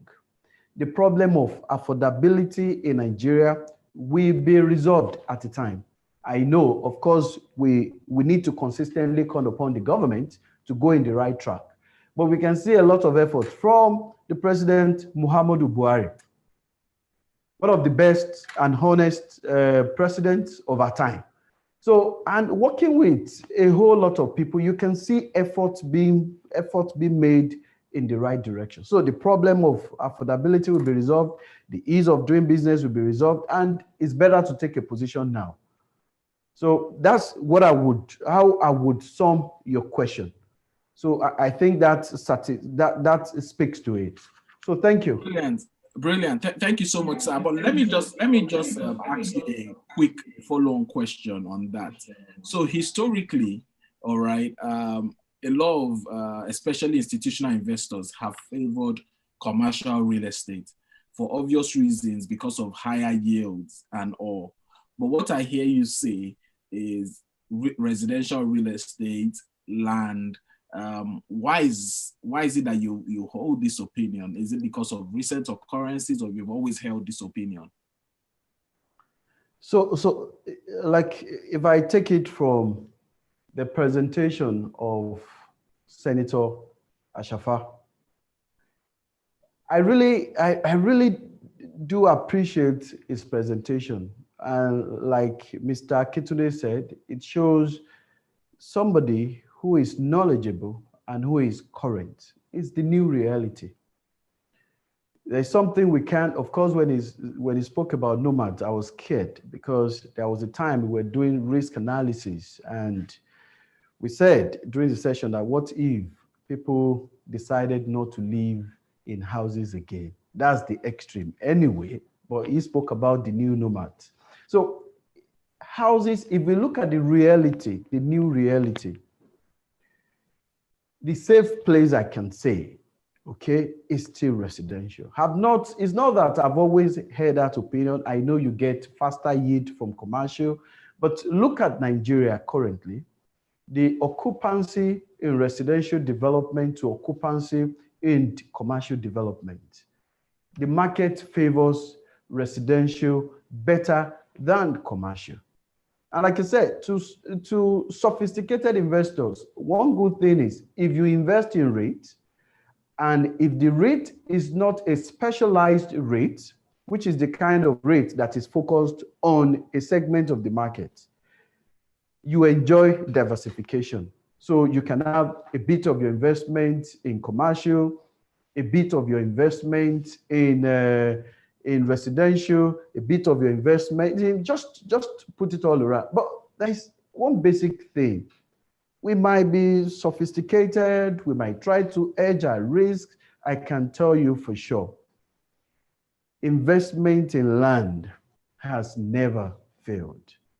Okay, we have different developments, and We have different developments, commercial, hotel, this, that. We have all of this. But for an average investor, not an institutional investor, for an average investor, that's where you should put your money. Put your money in residential. But most importantly, you can find a rate. Of course, that is better. At Palte Morgan, we are looking at setting up a rate to give people opportunities to partner with us in advancing the economy of Nigeria. Brilliant. Thank you so much, sir. Thank you for those thoughts.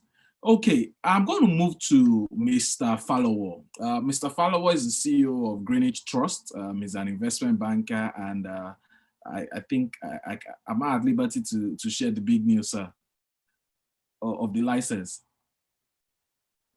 Well, I guess you can. I mean, it's a public information at this point. Public information, so brilliant. So they've just gotten their banking license as a merchant bank. Congratulations on that. Mr. Falowo, I want you to add to this conversation. And I think I have to start by the tone for the questions you just asked. I also like to say something about his enthusiasm. I think for him being a major stakeholder in that industry, I could see the energy, the passion, and then the way he has spoken so far about the opportunities inherent in that industry. But I have a bit, figures person, so I will just tell you the way it is, and based on what we have seen over the years. So in terms of performance of the real estate sector, I will look at it from two perspectives. First is, how has it even performed in the Nigerian capital market, which is somewhere you can actually just go, do an overview, and you can see things as it's unfold. So I will also give a perspective of how is that performed, even against the GDP of the country. So in terms of the Nigerian capital market, I recall during Mr. Adeshokwe's presentation, he made mention of the fact that we have just 3 listed REITs, which is true.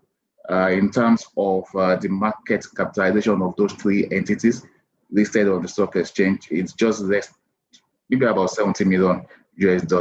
So the deepening is not actually there. The illiquidity he mentioned as one of the issues that we have in the sector is very much, it can stare us in the face because you have just about 3 entities listed. Compare that to maybe South Africa. In the African context, South Africa have over, I think, 31 to 32 listed entities on Johannesburg Stock Exchange. And then the market capitalization itself, it's, billions of US dollars. You have about 32 to 33 billion of US dollars. So it gives you that perspective that the market is not that deep. There is no liquidity there.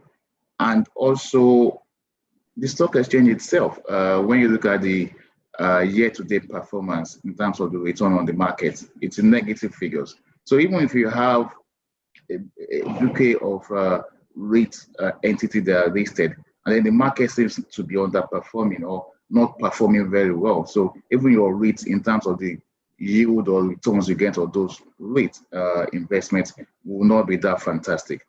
Just oppose that to other options that you have, T-bills, equity investments, other instruments that you can invest to. The difference is like day and night. And so you see a lot of people coming in to do such investment because it's a short-term investment. Sometimes the liquidity is there. Risk is a bit managed. You can see a lot of transparency in terms of regulation and in terms of documentation. You could always see where you are going to in such level of investment. But comparing that to property investment is actually very tough. So a lot of challenges, you have a lot of challenges for you to come into property market. When you compare that to the opportunities that you also see, then you literally want to consider maybe making an investment in some other sectors or other areas. Now, the second thing I would like to say is when you even compare this investment itself to compare it to, or you compare the whole market and the real sector market, you compare it to the growth in the GDP in the last couple of years, it's not been a very good, fantastic story. I hear when Mr. Adeshokwe also mentioned the fact that aside manufacturing, I think, no, aside agriculture, real estate is possibly or probably the second largest employer of labor, which is true. But the contribution to GDP in the last couple of years has not really matched up to that level of status. I mean, in 2017, it was about 6.92 contribution to GDP. In 2018, it's about 6.4. In 2019, 2019 is about 6.1. So you can see, I mean, it's not been that fantastic. So for us, it hasn't been a very good story, but I mean, like Senator Ashafa also mentioned in his presentation, you could only hope for the best. And a lot of the reforms are being put in place by federal government, a lot of the reforms being put in place by various state governments. The stakeholders like you are having this kind of conference and this conversation around it, it will almost get better. Timing may be an issue, but just a matter of time, things will eventually get better. And particularly now, we are in a COVID issue, with an issue where we also have FX issues, a lot of materials required for even that sector in terms of building, construction and all that, a lot of times are imported. So you have double whammy of COVID and FX. And so how do you even wiggle your way out of this? So that's another challenge.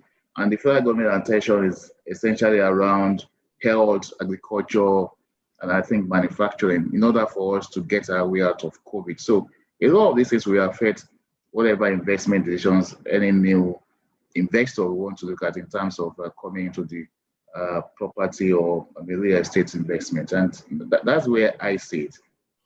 Brilliant. Thank you so much, Mr.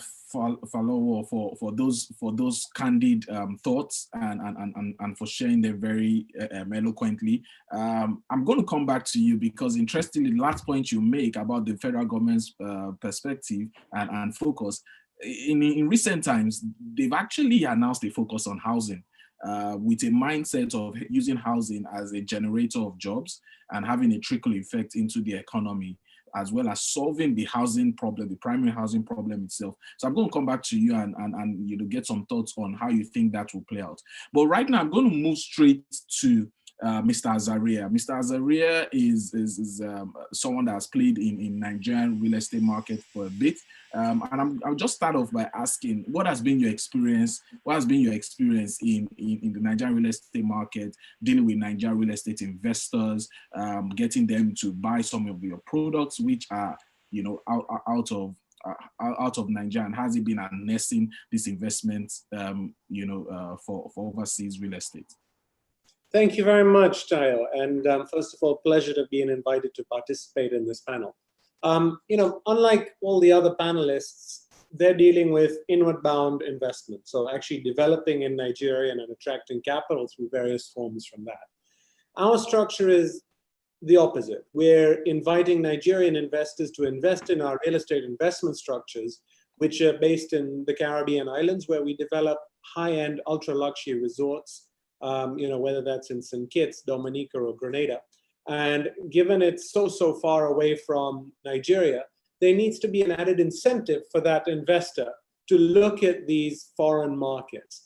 And that incentive is not just income and capital return expectations, but it also provides the added incentive of second citizenship. So a Nigerian investor, when they invest $250,000 in one of our hotels, can obtain second citizenship in the relevant country within a 3 to 4 month period without the need to visit that country through making a real estate investment. And the added benefits of that are significant. That's global mobility. You can travel the world without a need for a visa, whether that's a UK, Schengen, Russia, China, you name it. The added security that a second citizenship comes with, as well as potentially in our current development, the ability to migrate to the United States. So not only do you have very strong tangible benefits in that you're obtaining an investment in real estate, bricks and mortar, and as one of your panelists said, land is one of the best investments on this planet.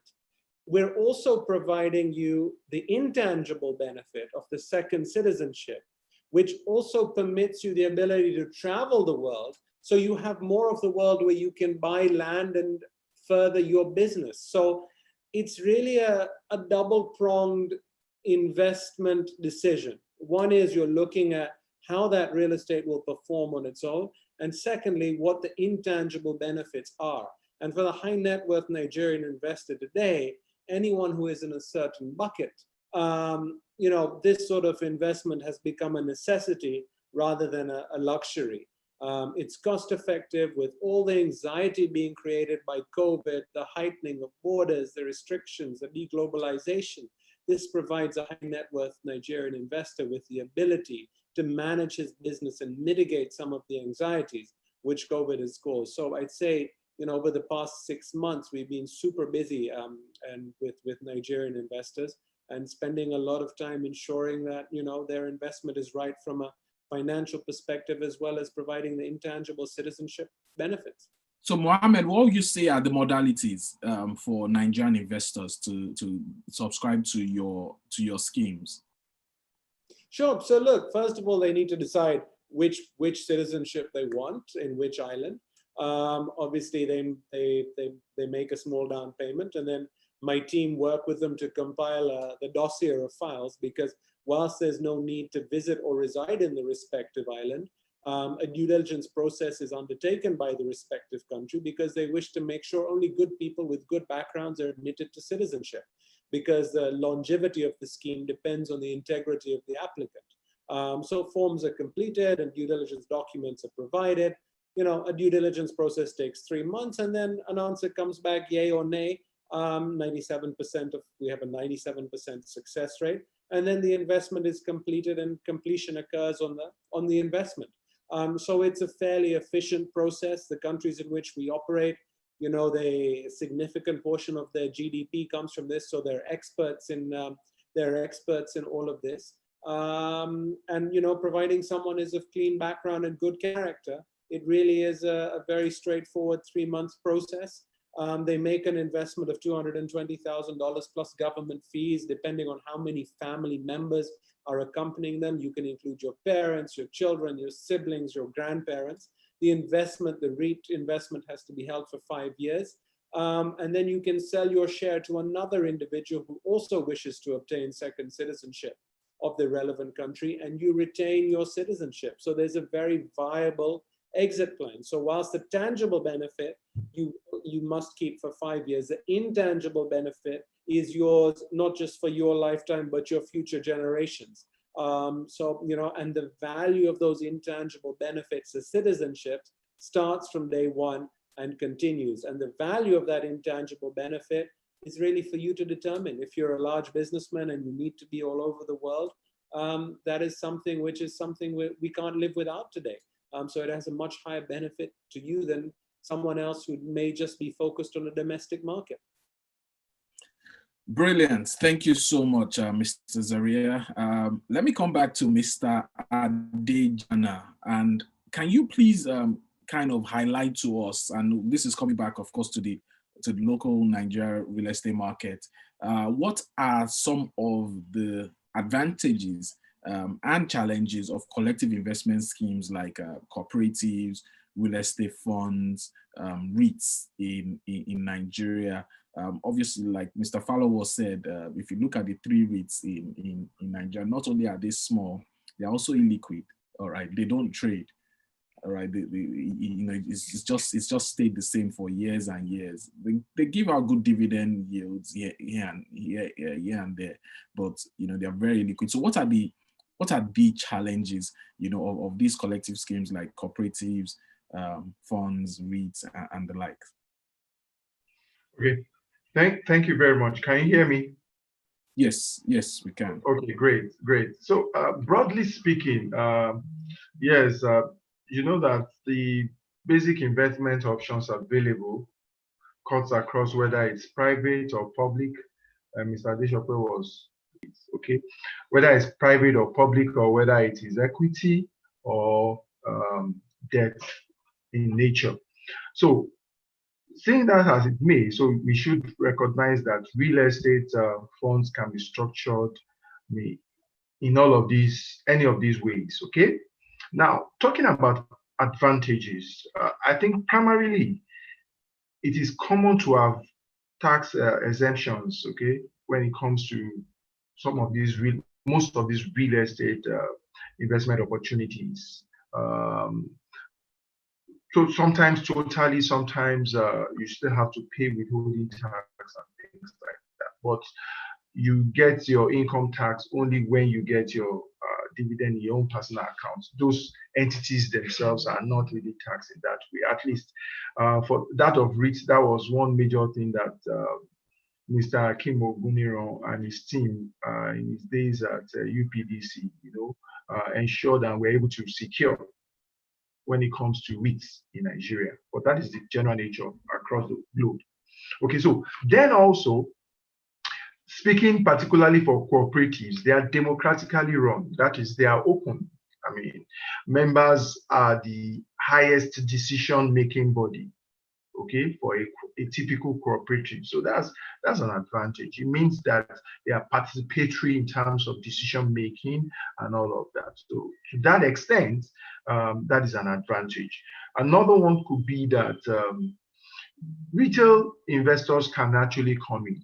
Structured transactions, structured investments in real estate allows for retail investors to come in. So it may not be so easy for anyone to just buy land.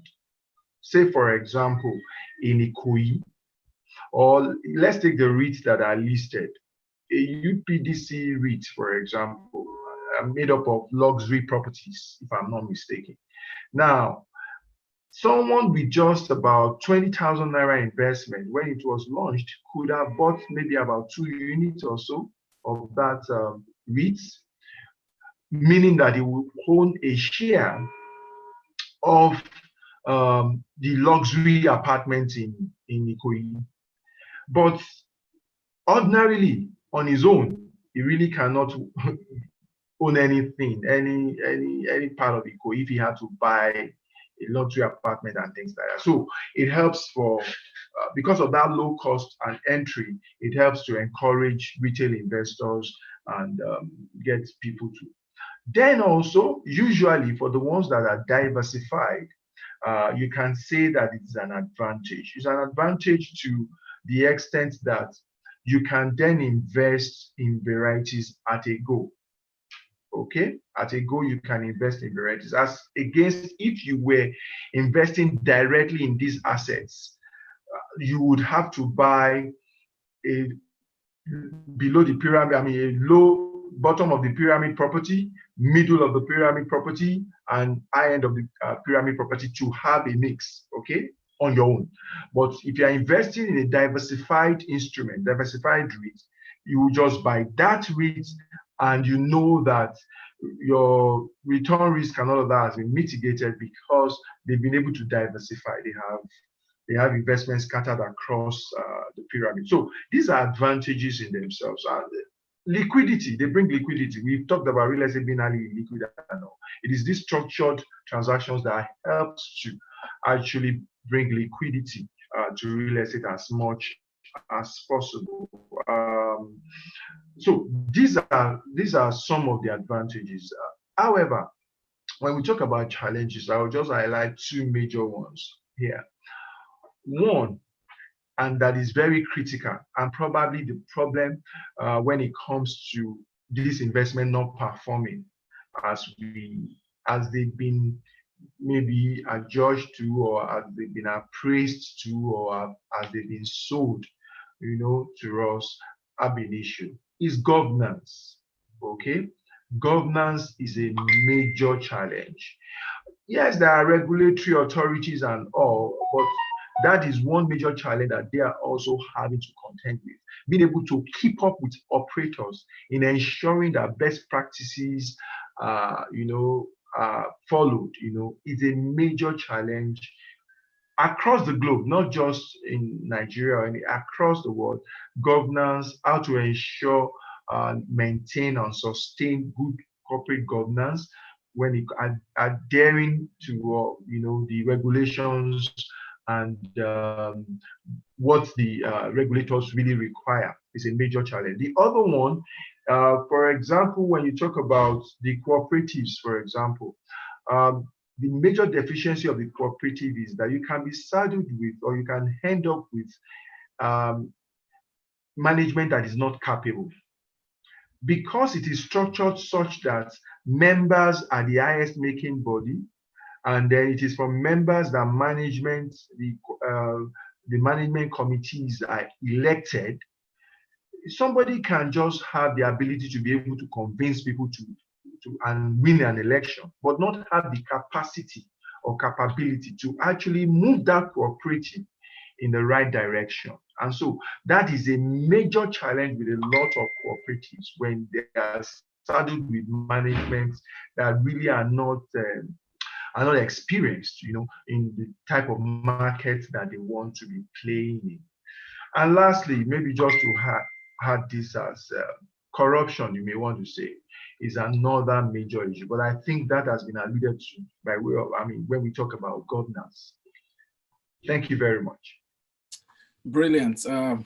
Thank you so much, Mr. Adejana. You raised very, very salient issues and challenges with these schemes, and how they also create some advantages. And it's just that balance that really, really does matter in making sure that they become the veritable tool for investing, you know, basically.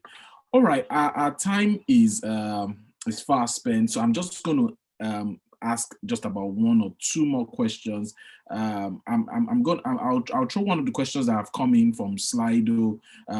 Basically, you know what, I'm going to add two of them together, and we'll just take that, and anyone can take it on the panel. With the inflation rate, the question says, with the inflation rate and minimum income fixed at 30,000 Naira, how do you think income earners of such can be house owners with minimum wage? How do you think people on minimum wage can be house earners? Is there anyone on the panel that wants to take this question?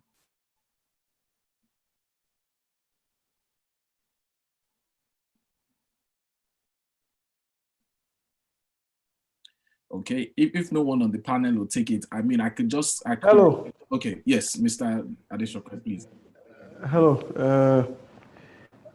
I think for any kind of budget, there's always maybe a house somewhere for it. So it depends on the location. It depends on location anyway. And like my brother said the other time, you could invest, you could be part of a cooperative, because in cooperative, there is a way. I haven't done so much, but I know that Debo Adejana has done a lot, and I can't boldly recommend him to be candid, even though we play industry. There is a way you can join a cooperative. They're structured in a way to help you with any amount of money that you have to be able to deliver, to be able to access your house, your dream home. But the challenge is, which location are we talking about? Where do you want your house? I was part of the conference ago, international conference, and I heard something about affordable housing. So I said, this session, I must be part. So I went there. And by the time they started talking about affordable housing, they were talking about 1,500,000 something, 200,000, going to dollars. To be candid, it was in Dubai. So they were talking about 1.2 million Naira dirham, 800,000 dirham. And I asked them, in Naira, what is that? We converted, we were talking about 50 million Naira. So I challenged, how do you call that affordable housing? And they told me, affordable housing depends.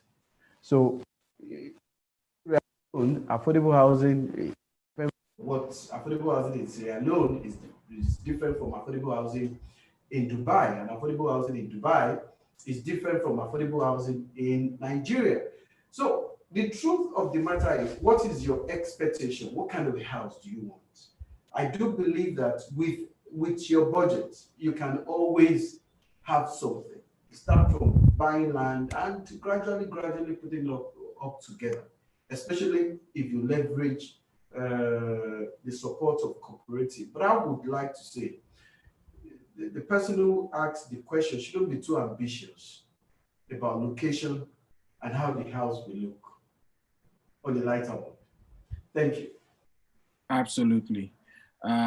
Yeah, so affordability obviously is determined by the person's pocket, and you also should be cognizant of location and budget.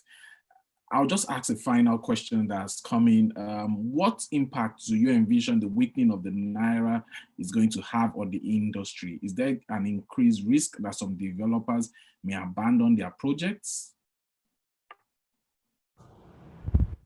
Yeah, is the question directed to me? It looks like it's between you or Mr. Adejana, so you can go for it. Yeah. So let me put it this way, and I may have maybe more to say on this. And let's look at it. Mr. The speaker from Greenwich said something about real estate not performing as much as other industries are performing. The stock of real estate is not performing. And let's go back to, I'm going to answer this question, but the question you put to me, but I would like to touch this before answering it as you are rounding up. In my presentation, I made mention of the fact that real estate has been part of the menu for so long, and that it is time for developers to come together, engage government, and be on the table. So over the years, it's been neglected. The fiscal and monetary policies of government last year yield on treasury bill at about 16%, 17%. Some people, how would that favor real estate industry? How would that favor real estate industry? So when all of these decisions are being taken, how well do we consider the interest of the industry? And that is why all of the stakeholders must engage a regulator, engage government, and make them to see the importance of this industry to the advancement of the economy of Nigeria. Of course, I would also like to respond to the fact that REIT, non-performance of the REIT. And I do believe that Mr. Debo Adejana did a good job on that. Where do you, if you're buying a REIT, who are the people? What's the composition of the management? Who is powering the REIT you're buying? Are they conservative? Are they relaxed? Or do they have energy to drive return for you? Those are the things to consider. I don't want to mention the names of banks, but we've seen some small banks some years ago taking up the big banks and then be number one, number two, or number three because of the energy of the drivers.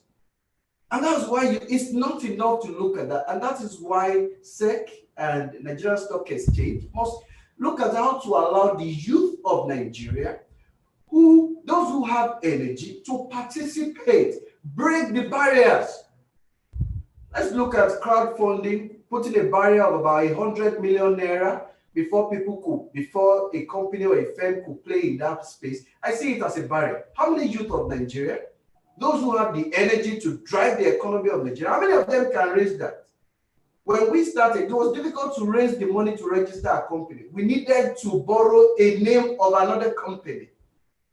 It was difficult to rent an office. We needed to squat in an office. That's the challenge. That an average Nigerian who is willing to advance the economy of this nation, those are the challenges they face. If you erect barriers, at what stage will they be able to raise that money? Let's break the barrier. And now coming to your question on the impact of this inflation, of course, is going to have impact on the real estate sector, on the part of developers and on the part of investors, those who are the end users. They're both going to face it. Why on the part of, and also it's going to affect the government further. It's going to increase housing deficits because issue of affordability comes in. If people cannot afford, they will not be able to buy. Okay, they need more money to be able to buy.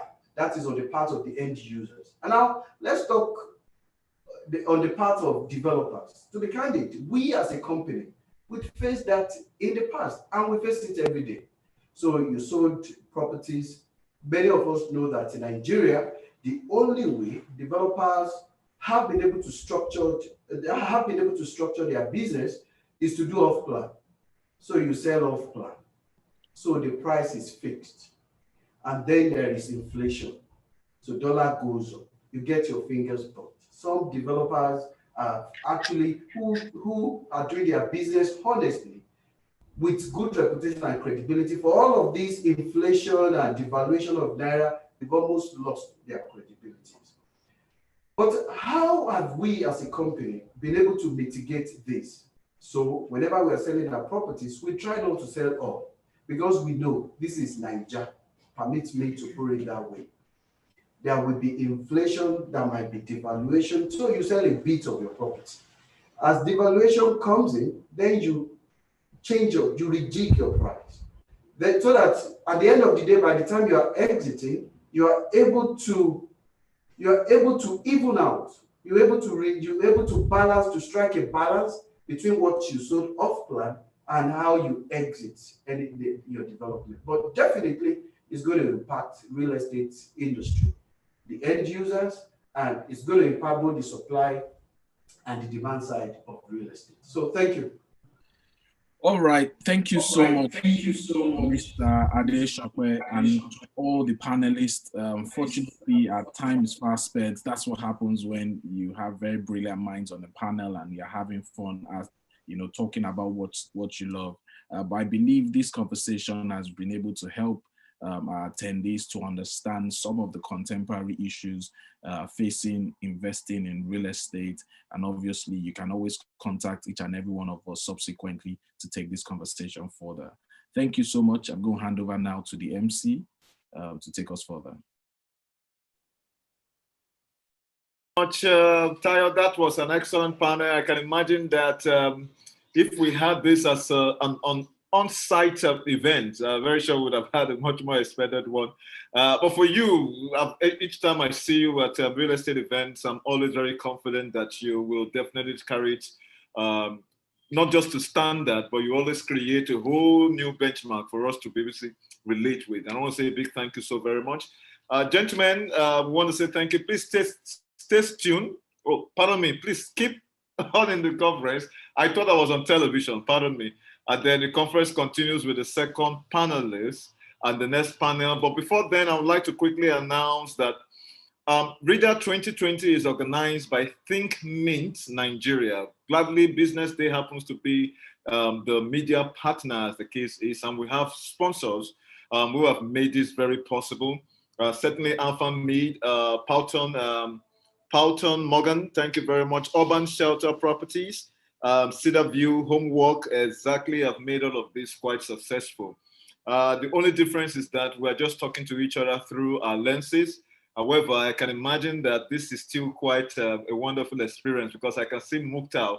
I know Mukhtar is very eager to share with us some of the insight that they've had. I mean, some of the experiences they've had earlier on. But before we go into the next panel, we would like to quickly announce that we have another award presentation. And that award presentation is actually tagged the Real Estate Woman of the Year. And this award category is to celebrate the woman who has impacted the real estate industry through her performance, industry engagement, and achievements. Many women have been instrumental to the ongoing revolution in Nigeria's real estate industry.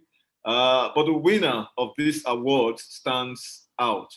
And I'm very much excited, and I wanted to be on record that I'm one of the men who are women advocates, because we know that the women themselves are doing well. Tayo is laughing, but it's the truth. The women bring in the aspects of colors to the industry, and we're living in a sustainable development age where diversity and inclusive growth is what we must be pursuing.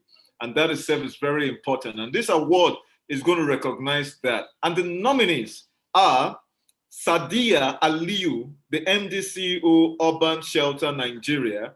Our second nominee is Uzo Oshogwe, I hope I got that right, MD CEO, Afriland Properties. And then we have our next nominee, Modupe Anjos of MDCO Rider Mills, and Bola Shagaya, MDCO Bolmos Group. And the winner is going to be announced by no other person than Mr. Adeyinka Adeshokpe, the MDCO Palton Morgan Holdings. Mr. Yinka, who is the real estate woman of the year 2020?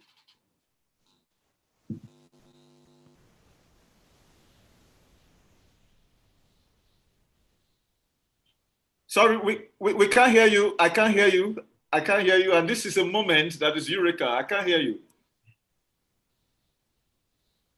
I can't hear you still.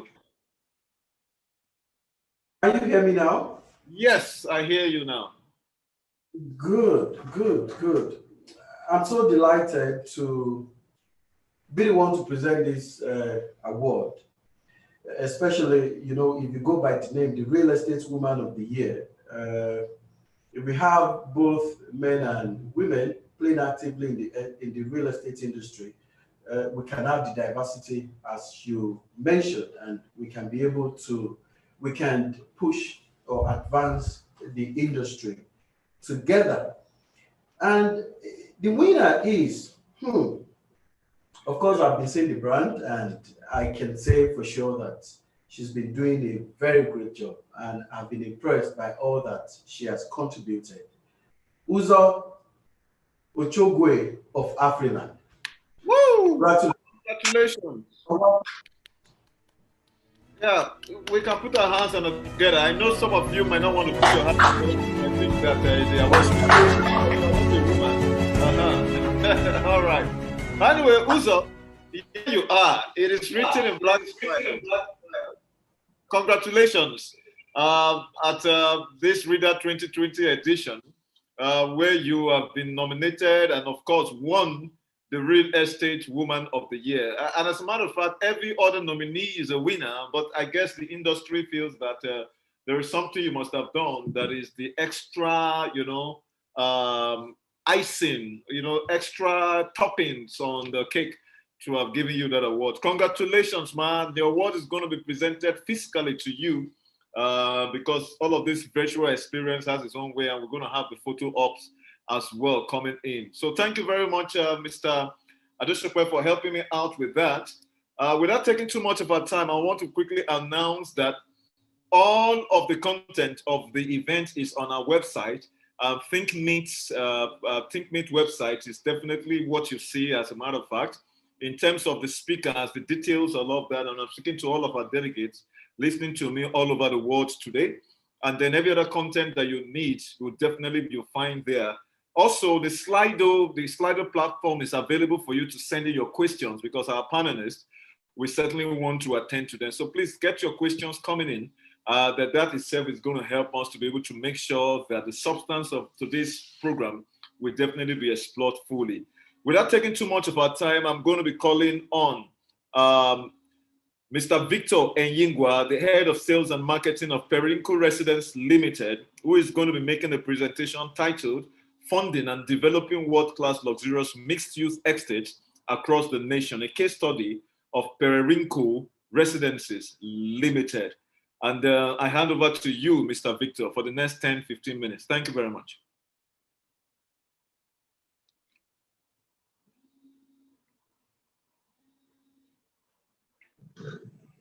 Hello. This is Adidola Quadisi. Can you hear me? Yes, I can hear you. Yeah. Good everyone. My name is Adidola Quadisi. I'll be taking the presentation for today for Perinco Residence Limited. Hope you can hear me.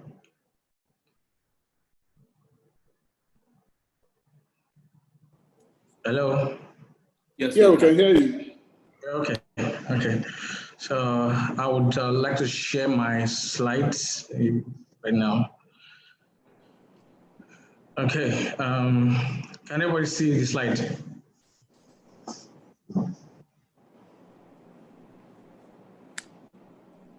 Hello?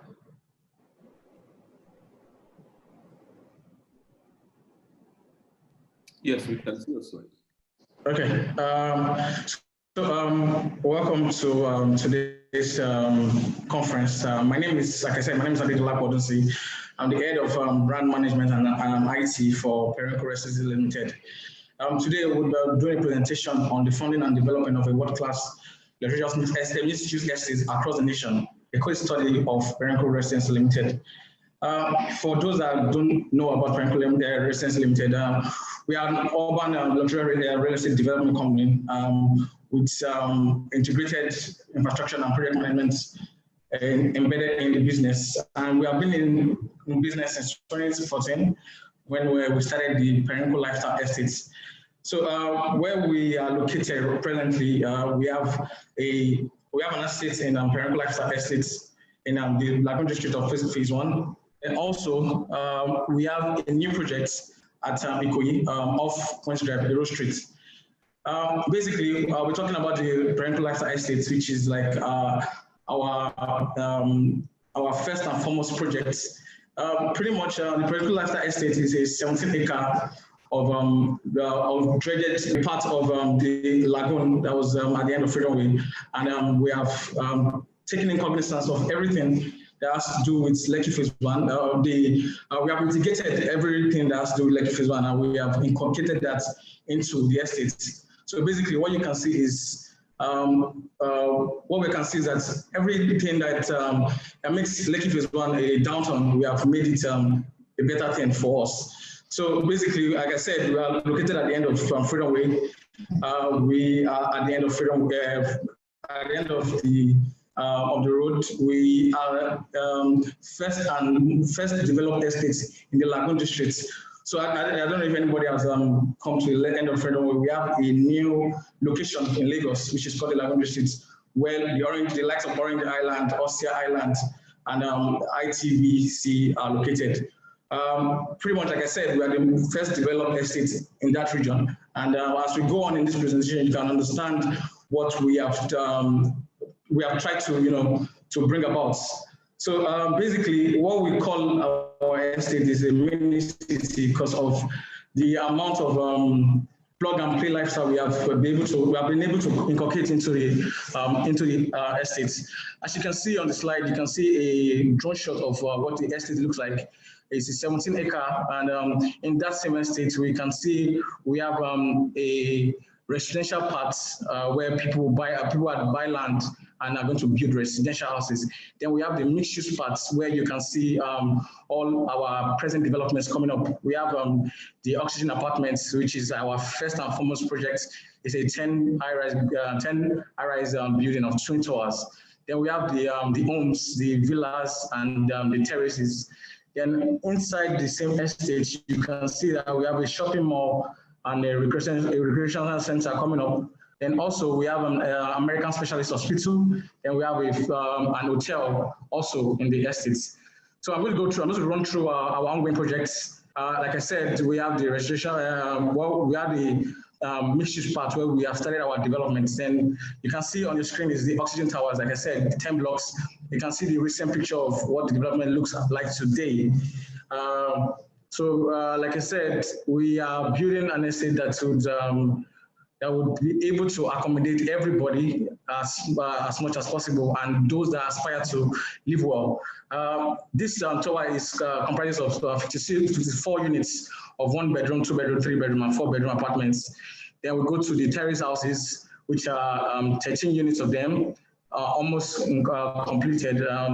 We are done with the first phase. We are going to the next phase right now.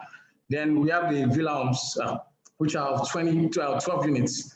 From what you can see presently, we have looked at design, we have looked at the craftsmanship of projects around Lagos, and we have built on that and improved on that design. You can see our design are not what you can see on a daily basis. We have made sure that what we have put together is something that the markets they are happy to take in cognizance of. Now, just recently, because of the demand of the markets, and I think the next panel to come up is the impact of COVID-19. It's a pressure to announce that COVID-19 has, yes, it brought its problems, but then it's created more avenues for us we have seen a upscale rise in demands of apartments and homes. So we are presently, this month, we are launching 2 projects, which are 60 units of 2-bedroom and a BQ.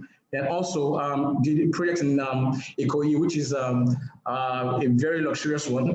It's a vibrant villa with lifts, with 2-bedroom BQ, with a swimming pool, with a study. And we are launching this because of the market demand at the moment.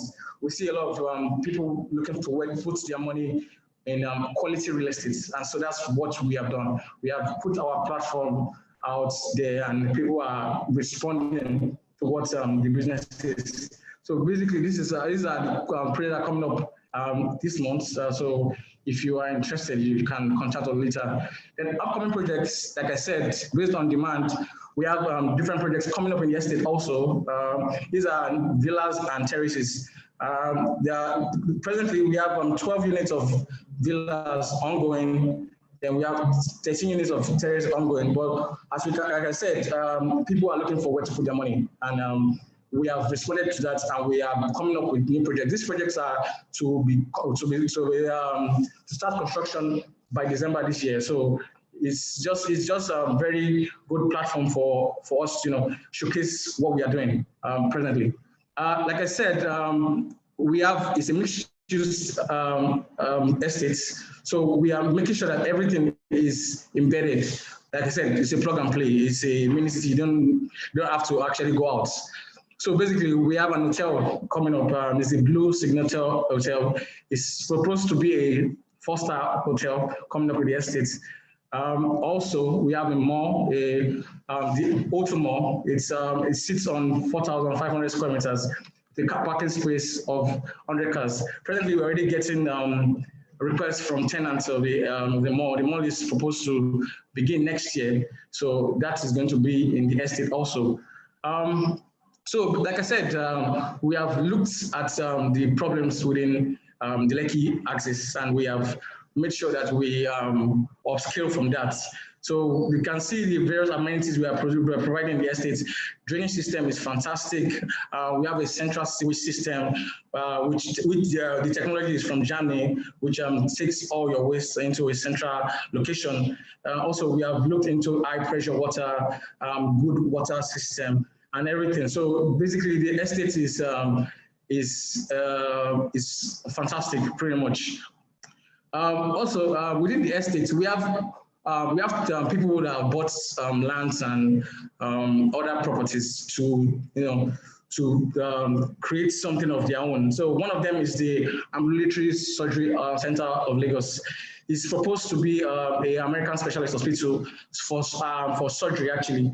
So the owner is a medical doctor in the US. Is proposing to do this in the estate, which we know would go a long way at the end of the day.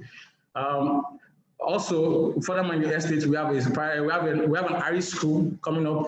We have a basketball academy also coming up. So the estate is, like I said, it's a mini estate. It's a mini city. It's a plug and play environment. Because of what we have done here and the response to the markets, we have brightened our horizon, and we are going further to other parts of Nigeria. As you can see on the screen, those are the upcoming locations we are coming to. These locations are poised to start up by first quarter in 2021. We will have done it now, but we are taking it one step at a time. So pretty much all our products are offline, and we make it very interesting for people to key. So we try and bring down the initial deposits as low as possible, so that we can accommodate as much as possible, as much people as possible into the estates. And as you can see, the project is good. People are keen in. We can see developments coming up here and there. So basically, that is what we are hoping to inculcate in every other locations we have. We have a project coming up in Enugu, project in Anambra, a project in Akwa Ibom, and one other one in Lagos here. It's all massive projects of over 100 hectares of land. So that's basically what we are looking at. Like I said, I think the COVID-19 has changed a lot of things for the industry. You can see a lot of people trying to put their money where they'll get good returns. So I think the estate has done that, and we are very happy to take in more tenants and more residents at all our projects. Thank you very much.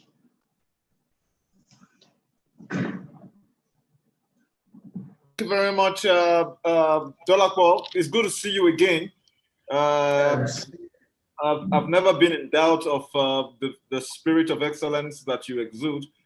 This is a wonderful presentation from Periwinkle. As a matter of fact, I'll be giving it a huge consideration. The whole integrated service offerings that some of these projects seems to bring to fore makes a whole lot of sense. I imagine it's going to become a model that is going to look further. Thank you very much. We're going in now fully to the panel session with the theme, Real Estate Development in Nigeria and the Effect. Be the moderator in the person of Mr. Ayo Ibaru, the COO of Northcourt Real Estate.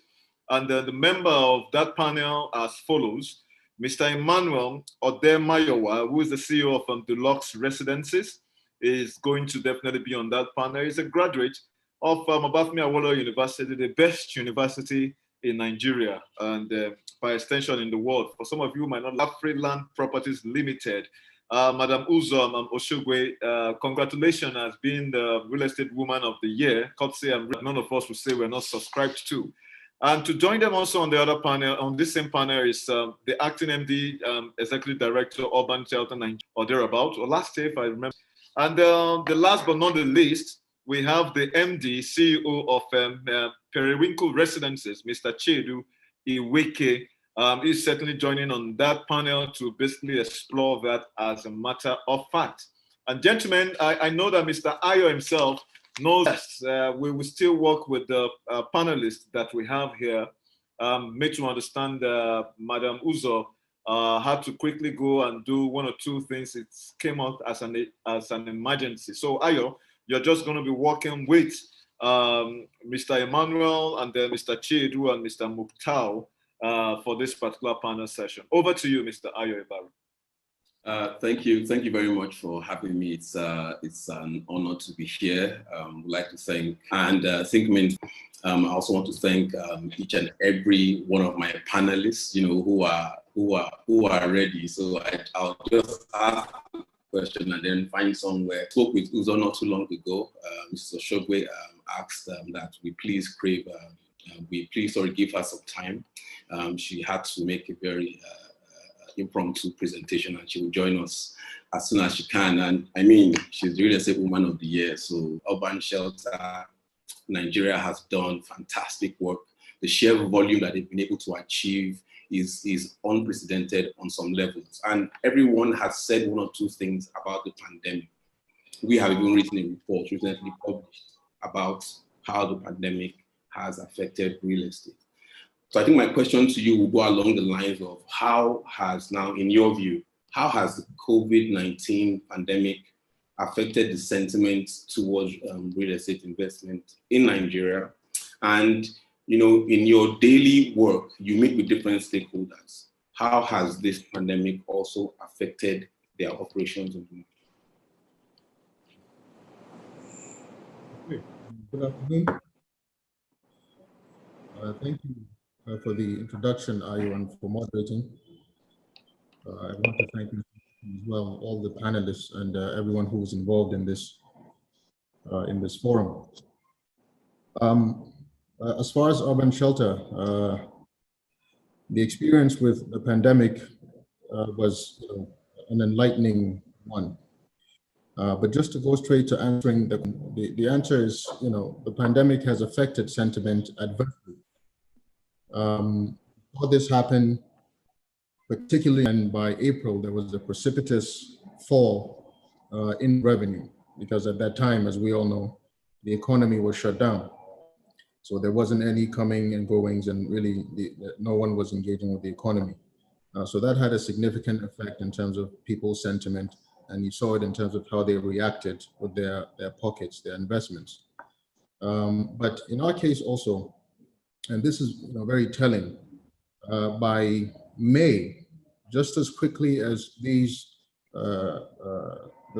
decline happened, by May we saw a sharp rise as well.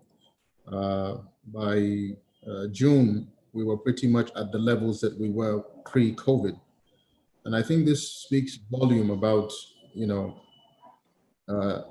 not just our company, but the mindset, the perspective that people have about what we're able. So when you have a situation where you're in the midst of a deep recession and people are still purchasing your products, what that really translates into is no matter how uncertain the future is, we trust that you will deliver on what you say you will deliver. And that's not a small responsibility, and that's not a small advantage to have. So as far as the sentiment and how it happened, that was our experience. It was very quick. It was a quick shock, March, and then April, we had a sudden dip.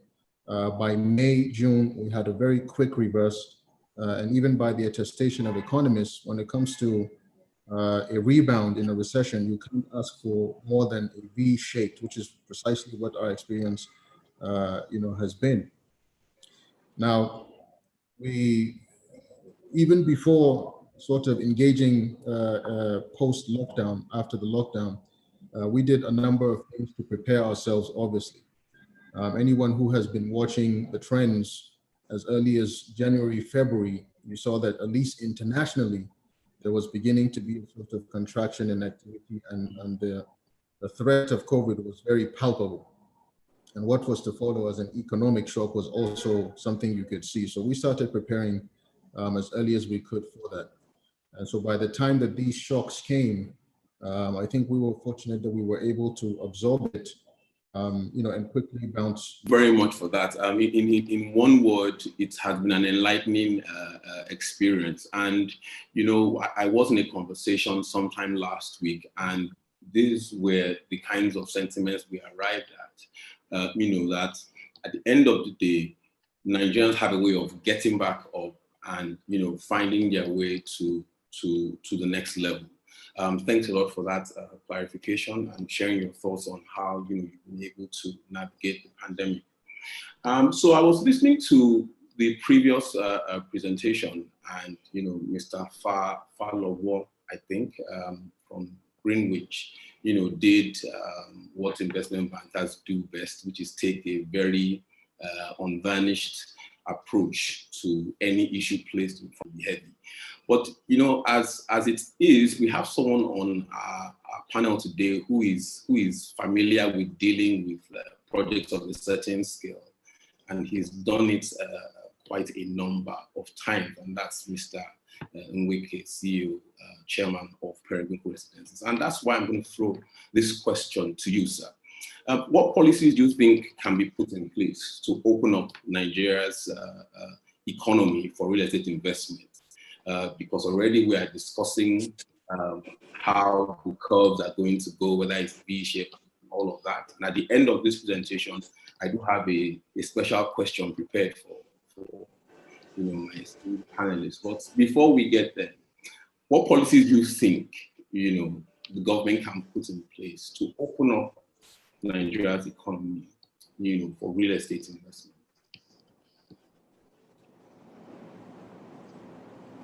Well, thank you for having me.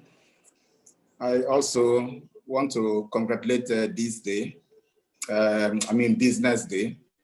This has been a very good outing, very rich outing.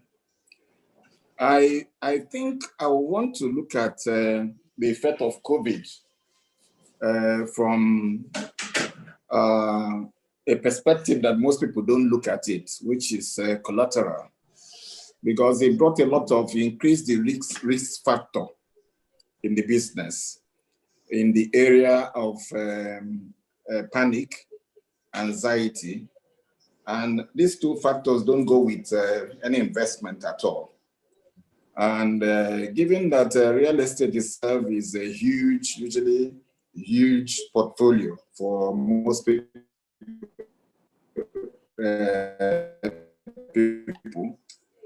enter or to continue or even to plan. So if you look around the world economy, most economies are shrinking, and globally, the global economy is also uncertain and shrinking. So it's confusing. Some countries are intervening and even providing money, reducing the interest rate so that mortgage can be financed.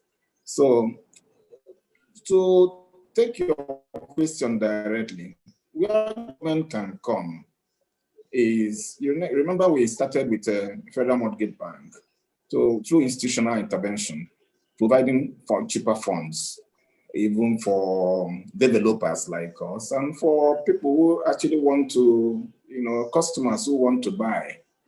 So if I understand in the past couple of months that some areas of the economy have been, favored with such interventions. So given that this is a critical area of the economy, because you see, it creates jobs, people need homes, and land is first line investment for most families. In institutions to provide funding for developers on one hand, cheaper funding, funds. The funds bring a boost to buyers who want to have homes. If the mortgage system can work, and the only way it can work is that if it's properly funded, government should bring funds together and use institutions like this. If the structure is 15 to 30 years, it will bring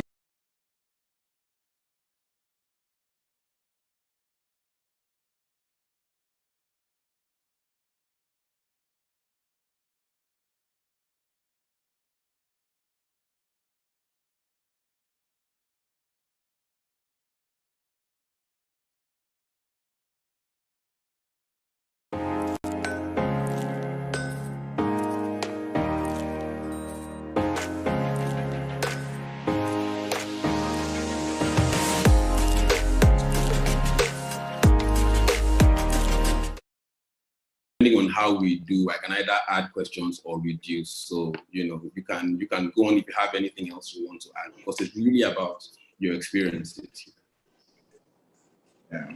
Yeah, so what I want to see is, if you look at particularly Nigeria, we are a mono economy that is dependent on oil. And the moment the pandemic came, at some point there was a total shutdown. So the result was no money at all, no investment at all. Exchange rates, because you're not receiving, yesterday went up. So for developers, you can't, most of the things we are using, materials we are using, we are coming from China and such places. And as we speak now, we can't even source them. Can you imagine that? We can't even transfer more than $10,000 abroad to buy anything today. So people are resorting to makeshift and this to stay in business, because we are not even recognized as a sector by government. So if with this pandemic, government knows, okay, this area of building material, central bank can provide funding. If you want to buy tiles, we can allow you to remit $100,000 to buy tiles, or $200,000 to buy tiles. Special concession. As we speak, there's no concession at all. So, assuming you made a 3-year plan to import tiles for homes you're building, and because pandemic came, the regime changed from that you can export $300,000 to pay for your tax. You can now remit only $10,000 to fund your LC. I'm facing that. How do you continue? And these are issues that I am happy that in a gathering platform like this, we can exchange ideas so that people at the level of government can understand what we face. Because from the macroeconomic policies, it comes down to demand on the day-to-day person, small businesses like ours, trying to survive on a day-to-day basis.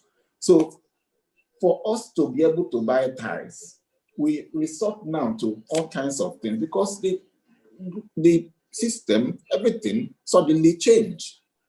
And this changing is what government don't address fast enough. If in February, for instance, you could remit money and buy tires into Nigeria, and suddenly you can no longer remit that money. What do you want the person to do before you now have Nigerian companies that manufacture enough tires or enough this for us or lightings for us? These are issues that are real, concrete issues that we believe that government, because funding is everything, movement of funds is real estate itself. So if they can understand what we go through in sourcing materials, and then what our customers go through in buying homes, is fundamental. Everybody wants a home, and nobody gets money. It's only in Nigeria that you have to have that money together to go and pay for a home. And government over the years have left it that way. Interventions like Federal Mortgage Bank, they are there, but they are not, no emphasis on them. We are hearing a little bit of things that they're planning to do something now, but it should be something done in concrete terms. Intervene well so that it can change the picture of the area, real estate factor completely. I hear you, brilliantly put. Policy stability is always something we have to talk about here. And it's an issue that the Nigerian state has had to deal with. And I remember it was last week when the CBN released a document, and we are hopeful that this document will become reality very quickly. And one would want to hope that in the future, wider consultation will be done before certain decisions are taken regarding funding, because it really is the lifeblood of development. Thank you so much for that well-placed response. So in the introduction to our panel, one of us went to the best school in Nigeria, at least that's what they told us. And there's a question here that I think would fit him very well. Just coming back from what Mr. Nweke spoke about, thinking about the buyer. How can people pay? How can people bring money out? And then matching that with the cost of actually bringing these houses into existence. So I think the question here for you, sir, is what do you think developers can do? Seeing the situation that we're just coming from in the last question, what do you think developers can do to improve their cash flow situation while also providing assets that people can buy?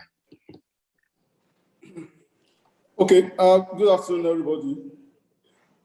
Thank you, Ayo, for the introduction, especially about the greatest university in the whole world, OAU. Thank you very much. And of course, I also want to thank the organizers. I also want to thank the organizers of this event. It's been a great time. I've enjoyed the last about 2 hours or so. We have been on this event. So I want to thank Business Day and ThinkMeet. It's a very wonderful one. I really want to say that we should keep this up. Where we can have forums like this where developers and stakeholders in the industry can be coming together once in a while to discuss issues that affect our industry.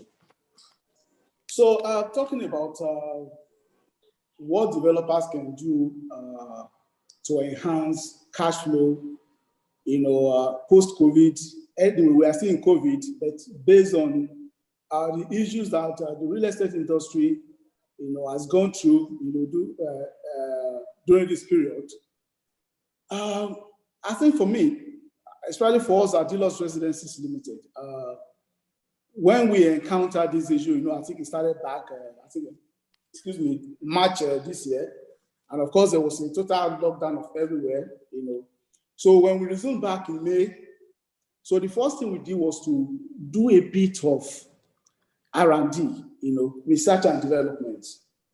Because we are not living in normal times. What has happened during the COVID period has been unprecedented. Nobody can say he has experienced it before in terms of what in the health sector, in the economy itself, even look at what has happened in Forex and all that. So when we resumed back to work in May, after the lockdown was lifted, the first thing we did was to go into a bit of research and development. So when I say R&D, of course, I know generally people talk about R&D, in businesses want to introduce a new product into the market, you want to do a bit of research about it. But again, like I said, the period we live in is a very strange period. So we had to research into what has happened to real estate. As we speak right now, what is the purchasing power of our target markets? What is the purchasing power of our target audience? So we look critically at that, and we came up with some strategies. Of course, some of these strategies are things that we're actually used to. They are things that were being used before. But what we actually had to do was to find a way of amending these strategies to now fit into the present realities that we have on ground during COVID-19 as we speak. So for me, talking about how developers can enhance their cash flow, I would say the first thing, is to go into some level of R&D, So basically, you're not doing R&D like you are just starting your business all over. You are just about to launch your business, afresh. But the truth is that I think during the time of lockdown, there was actually a vacuum in every part of the economy, a vacuum even in our lifestyle. Of course, everybody was shut down, nobody could go out. So I would say we should do a bit of research and development. We have done a bit of that at Deluxe Residencies. We have had to amend some of our strategies.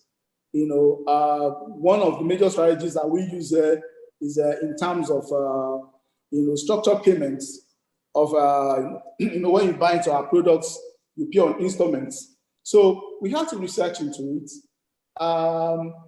Even within what we do, we still have different segments.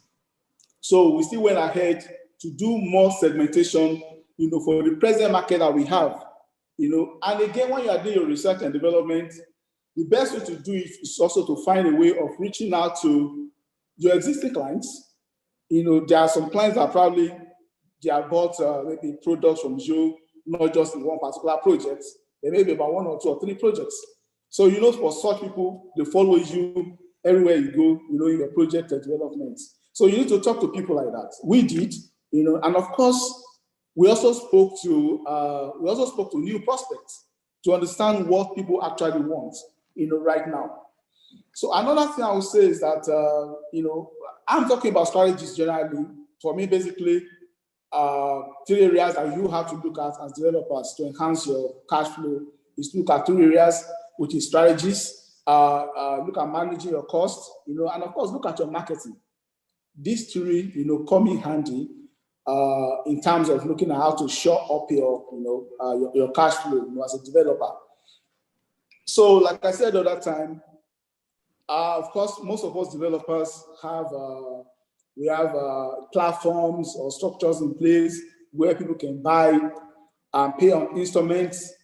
As we speak right now, there's not everybody that has access to mortgage, but when you're talking about the installment payments for subscribers, the new normal right now is that you cannot afford to just come up with a blanket strategy and say, okay, this product, we are selling at 50 million per flat, and the payment is over 12 months.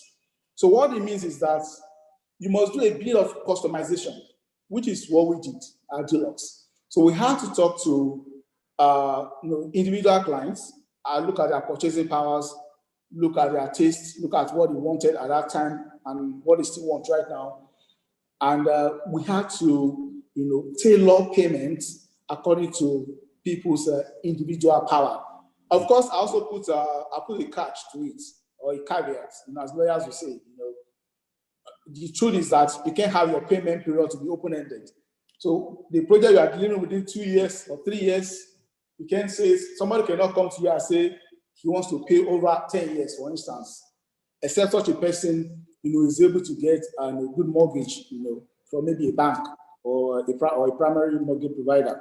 So basically, it's very important, that you look at that, how to customize payment based on what clients can afford.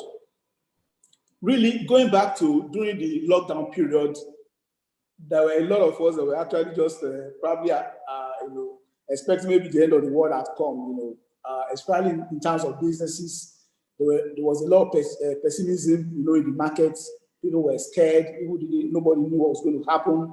There were a lot of concerns about people losing their jobs, and of course, purchasing power, being reduced, drastically. So basically, like I said, there were a lot of, palpitations and fear when we were coming back during the lockdown. So another strategy I also mentioned is looking at partnerships especially as a developer. So because as a developer right now, you want to try as much as possible to conserve your resources. So maybe instead of you looking at the option of buying lands and you want to develop, I know that there are a lot of opportunities to do joint ventures. Going to joint ventures with people that have lands and you partner with them and develop it. Based on our experience, we know that a thing that is actually much faster, though there are some calculations out there that the returns on your investment when you buy land, build and sell is actually much higher than when you are doing joint venture. But again, you must give something, to have something. So I want to encourage the developers, go for more joint ventures. Don't put your funds into acquiring land and you're developing, because as the saying goes, in the industry, they are probably tie down your funds, especially the funds that you have applied to the construction or the major project itself. So, and apart from joint ventures, you can also find some levels of partnerships, and I'm talking about maybe like fundraising, for instance. A presentation that was made the other time by the GMD of Patty Morgan Holdings, Mr. Adeshokwe, you mentioned rates, and during that panel session, he spoke a lot about rates. So as a developer, what is your rate? You must have your own strategy of raising funds. That is very important, because especially on projects that you have launched already, that maybe you probably must find a way of delivering the project, by all means. So the truth is that you must find a way of going out, you must go out of your way to be able to raise funds, and bring it to your project so that your project can be, delivered, in a faster way. Wow. Let me also just add this. Cost management and marketing, very important on your project, on your side. But we are talking about cash flow right now. When you're able to manage your cost very well on our project, for us, there were some suppliers that we're working with that we used to pay them with markups. Then we had to call for some negotiations. Of course, eventually we eliminated the markups. So these are areas that I know developers can actually, ensure a much better cash flow, for their projects. So thank you, Aaron.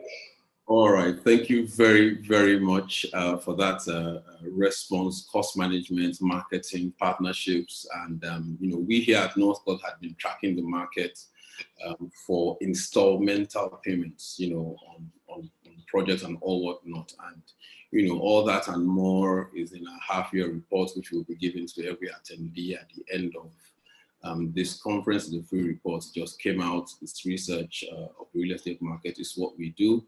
So thank you very much once again. And while you were giving us that, our Woman of the Year stepped into the building. So congratulations and thank you. Welcome. Apologies again. Apologies for having to kind of sneak in. Like we all know, our session was running slightly late, and I'd arranged my schedule accordingly. But I had to just quickly take another call and then join you. Hopefully we're still on. So thank you again for the... Thank you so much for making it to... I'm humbled. So I know we had spoken earlier on in the year, and a certain building was launched, and a second one is on the way. So clearly, you've been very busy. So it seems you hacked how to develop properties of a certain standard, in Lagos. And as we heard from our previous speaker, Mr. Ademayowa, managing costs is a very integral part to that. Now, before you came in, Mr. Nweke has spoken to us about the dearth of local supply of construction. Okay. So all of that together to ask you this question. What, in your view, are the cost-effective strategies that can be used to develop properties now, despite the effects of the pandemic and this inability to import raw materials? Okay, I apologize again because I must have missed some of the valid points that were made by other panelists. And pardon me if I'm having to repeat something that was said earlier on. And the effects of the pandemic. I think many of us sitting here must have felt the effect when we had the lockdown. Not just the lockdown in the country, it also affected, like in this case, the pandemic has been global. It's a disruption that has affected the entire world. So we're not alone, and we'll get through this together. And so back to your question about building materials and what you also mentioned before you actually went to the point about what other panelists had said. The ideal solution would be for us as a country to be self-sustainable. That means for us to be able to produce our own building materials. That would be the ideal solution, but that is not the case. But I think going through what we've gone through in the last few months has taught everybody a lesson. And we also now drive home the real need to actually begin to depend on our local skills as well as materials. Because if you think about it, when the pandemic started and some of our experts, contractors actually went away because of the lockdown of the airspace, they couldn't come back. So we actually started thinking, if we had our own people, then they would be locked in with us. We won't be waiting for airspaces to open for them to come back. And same thing with the materials, because most of the international factories were shut down. The ports were also affected. We couldn't get these things in. But then again, the country was also shut down during that period, and construction sites were shut down. But then we had to now, after everything opened up, we had to start now waiting for these materials to come in. So that was a huge delay. Some of my projects, or most of my projects, were affected. I'm sure many others were also affected. Many other contractors and developers felt the same pinch or the same pain that I felt. So you can't take away the fact that you must we as a country must begin to start looking inwards to ensure that at least some of our materials are produced or manufactured here. And then if we actually start going through that, we'll start talking about how you have to make it friendly, the country friendly for us to have manufacturing go up. You have to start talking about power. We have to start talking about infrastructure. So that's a long one. But then what else can you do to ensure that you deliver on your projects to cut costs? Like we already mentioned, having local suppliers, but then there are other things. How can we actually cut costs? Number one, what we've done in Afriland is that when we actually give our projects, we take a look at the lead items. So items that we know would come from out of the country. And due to the effects of Forex, we try and pay that upfront so that you give the contractor that you're using enough funding to bring in these items before we start having fluctuations. I'm sure everybody feels that the cost of fluctuations in our Forex, and then that brings about variation in project costs as well. So planning your project well would help you cut costs. So if you think about the items that need to come, that you're going to use, even though it's going to be maybe 6 months, 8 months, 10 months down the line, you need to start planning how you're going to bring them in quickly before you start having to deal with fluctuations in Forex. So that's one thing we do. And then we also start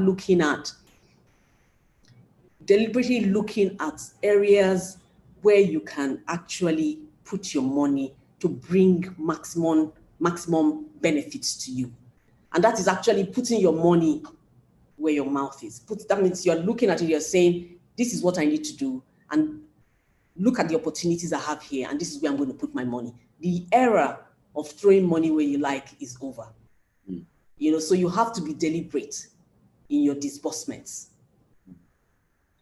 So that's something that we take delight in doing, and we're able to ensure that we're able to put out our projects successfully without so much of a variation. As you know, if there's so much cost that comes in at the back end, then before you know it, your project will become unviable. It will be looking pretty, but it's costing you so much, and you don't want a beautiful project to take you down. So those are things that you need to look at. But like I said, or like you mentioned and I concur to, is we must begin to look inwards in this country to ensure that we begin to use some of our local materials to work for us. Because at the end of the day, if you look at what they're doing in other countries, in the US, sometimes we look at it and we laugh, we say, why do they build with so much wood? But they're using what they have readily available. So we have to start questioning the kind of materials we use. Are there other substitutes that we as Nigerians can actually begin to use to produce the end result and the end product for us? So that's an area that we must begin to concentrate upon in this country.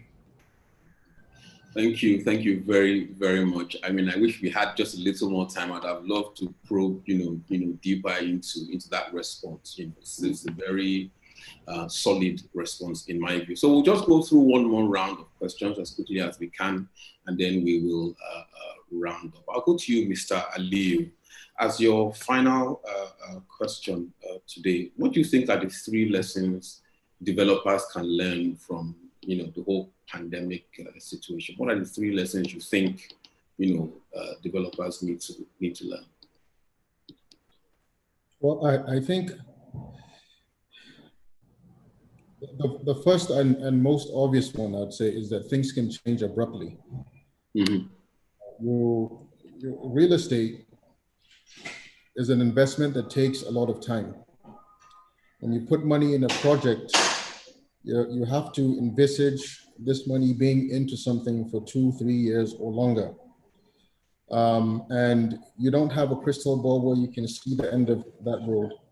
And so what this teaches is, things can change abruptly. And so whatever you need to do as far as mitigating risk, whether in initiating a project or a project that's existing, you have to ensure that, you do that. And there are a number of things, right down to the type of projects you do at a moment like this, can help you mitigate, the risk that is within the operating environment. So I think the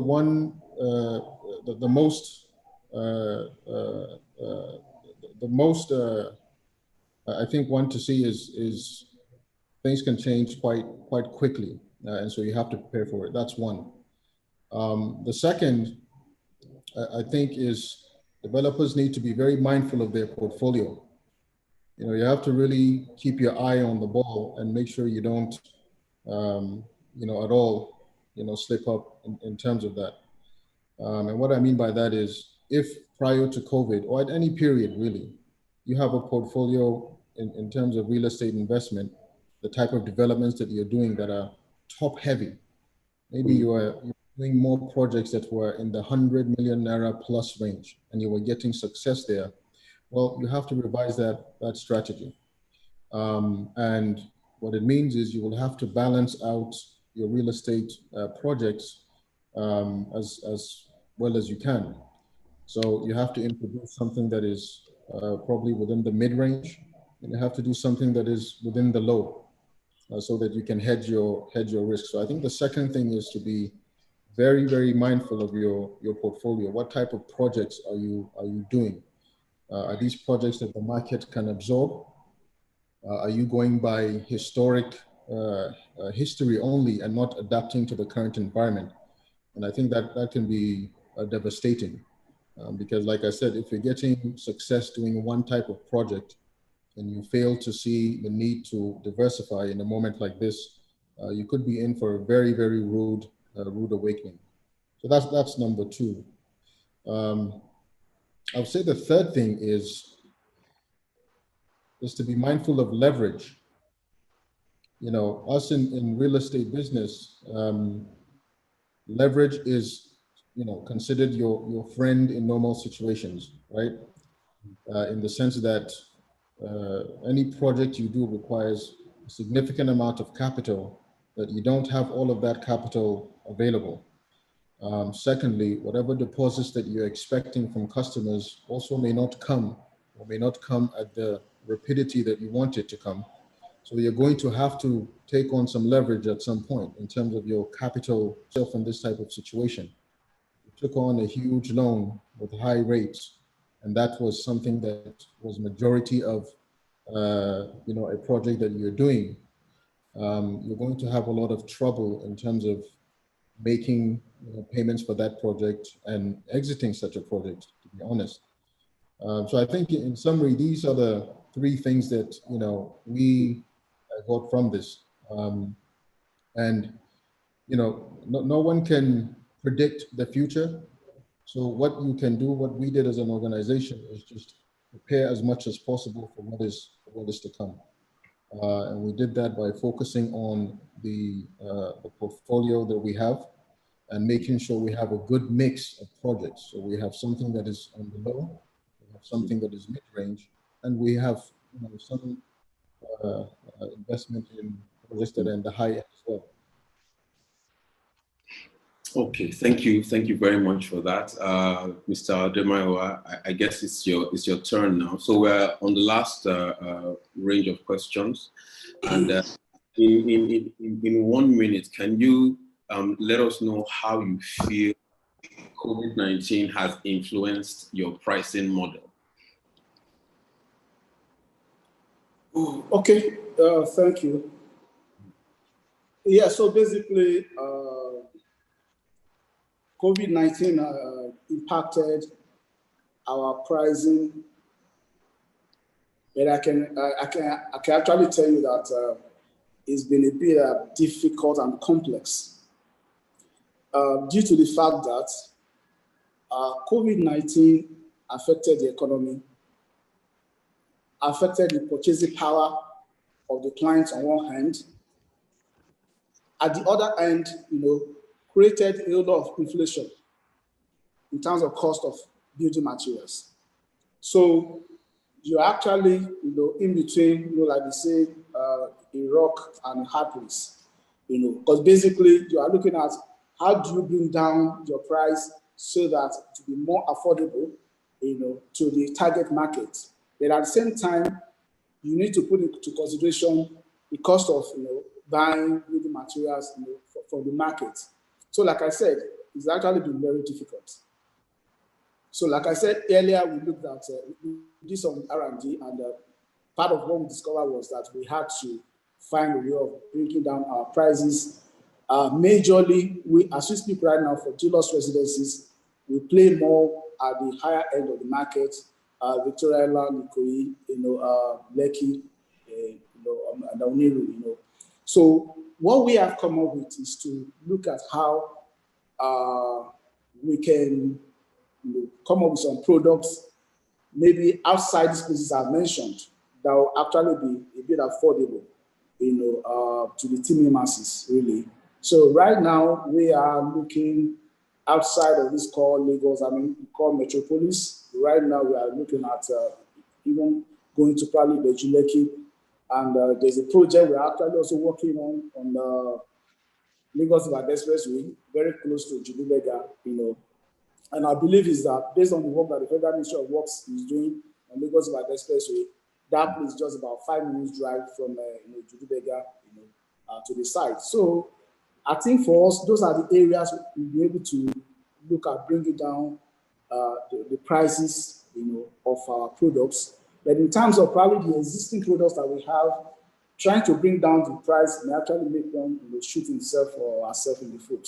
So it's been difficult doing that. But like I said, in terms of product differentiation, be able to do that, introduce some lesser priced products to the market.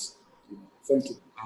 Well said, well said. And so our final question, at least for this session, goes to Mrs. Oshogwe. If anyone looks at the last projects you've done, you've been very bullish on the office markets, and the rest of us are wondering which crystal ball, because Mr. Aliyu has referred to a crystal ball like twice, so there's probably one that you have that we don't have. What are your thoughts on the recovery of the office real estate markets? What is required and how long do you think it's going to take? How long is a piece of string, Ayo? Okay. Anyway, with the COVID has come with the lingo of social distancing, right? So physical distancing has changed the way we work, the way we live, the way we play. So for us, because we're now beginning to look at the impact of COVID and the new buzzword of remote working, this between March and now August, if you think about it, how many months? We have now, as a people, we have now realized that you really don't need this huge office space that people keep hankering for, because you can perform just as well in your house.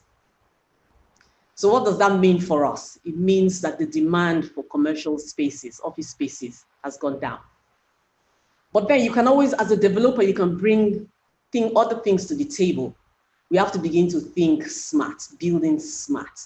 So you're going to have to develop buildings that will begin to take into consideration the new ways of working. So even though they're not going to ask for big spaces, they're going to ask for small but functional spaces. So that's where you need to now play. We have to we have to change our mindset. It's not just, the days, I remember attending a program that you did that says, build and they will come. I don't know if you recall. I remember. Now, if you build, they would not come. Now you have to build to meet the needs of the client. Sometimes you as a developer needs to even let them know what they need. Sometimes, when you talk to developers, what are your requirements? As well as asking them what they need, you also need to make them understand what you think they need and convince them, surely, because you have to carry them along. So you have people that will come and say, I had a recent incident when you're talking to a client about the space and they're thinking, oh my God, I have this number of people and I need this number of floor spaces. In those days, you'll be saying, yes, of course you need 4 floors. But now it's not the way. Now it's to say you need 2, but this is how we're going to help you make that space functional. Especially most of us that have returned to work,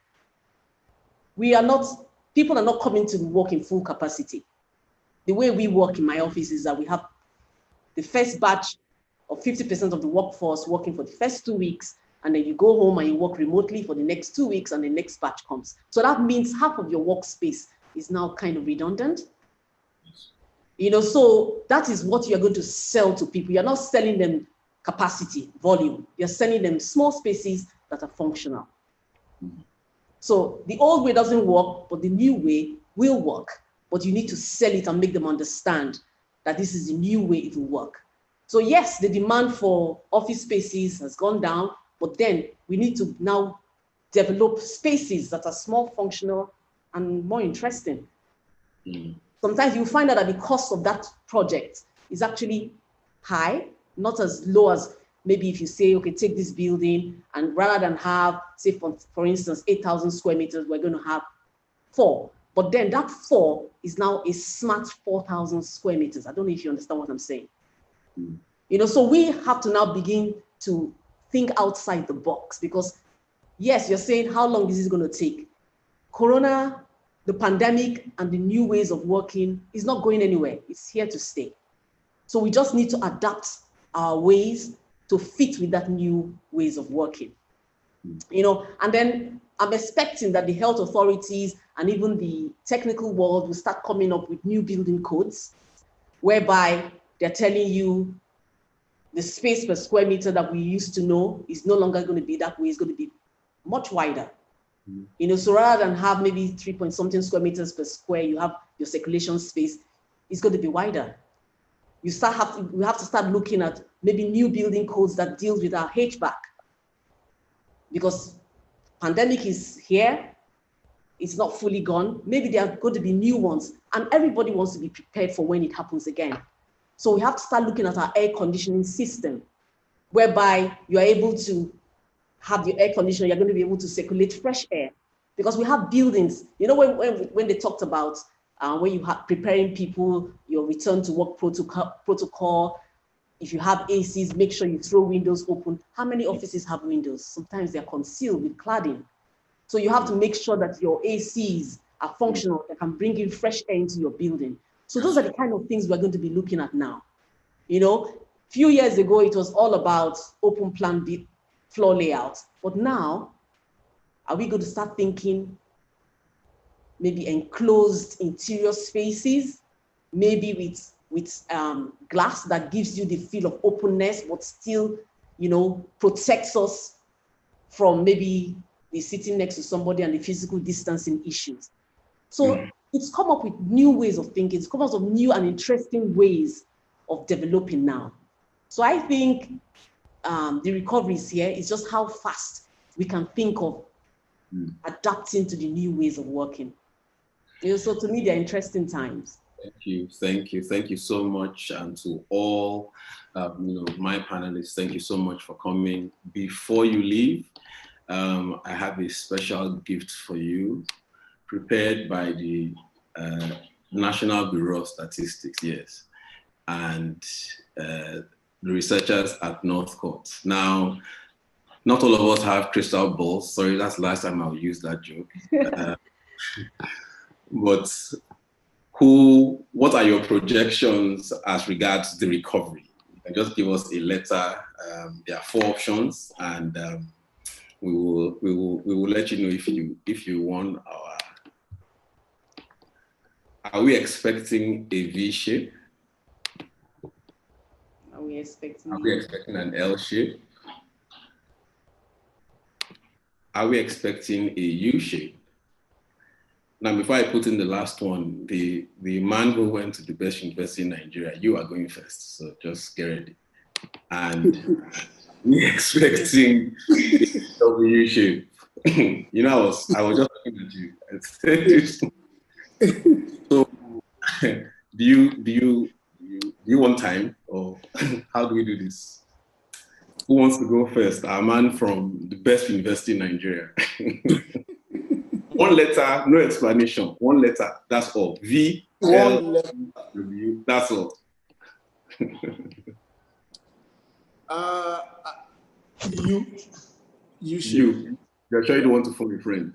You don't want to ask the audience? 50-50. So you're going with for me, it's between you and... No. One. You said you. And we Can I give a bit of analysis to my answer? Analysis, just one alphabet. One. Okay, I think. So to our woman of the year, to our woman of I think you who came in when you and turned the entire conversation around. What do you think?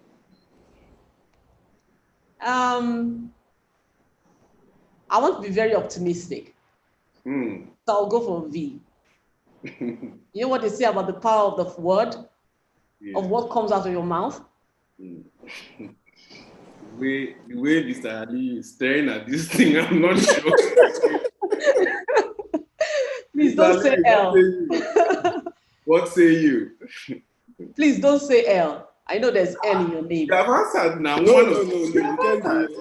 We don't pray for L.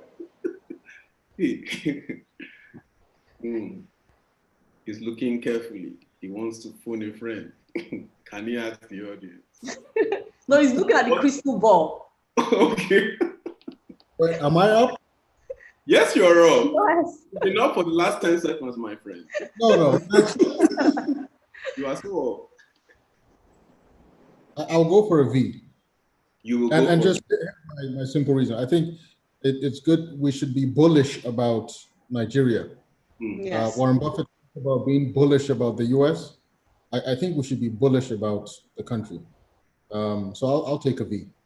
I absolutely agree. Now, since my company made these charts, I cannot say the answer. I can neither confirm nor deny that I have any idea as to what's going on. Can I choose another answer now? No.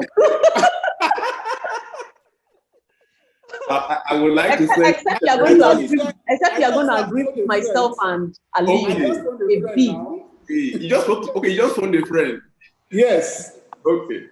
My friends are should V. And so with that, we'd like to thank each and every one of us for attending, for all our viewers, for putting this together, Senator Ashafa for coming through, Business Day newspapers. Over to you, our dear moderator. Thank you very much. Thank you so very much, Ayo. I didn't expect anything less, but if you were to ask me in terms of the projection, I would take Q-shape. Q-shape obviously is not among the options that we have, but Q, just like Mukhtar said, I looked into the, this one is no longer even projection board. My own board sees everything up. Regardless of what it is, we know, just like Adeshokwe had mentioned, the real estate industry is the second employer of labor.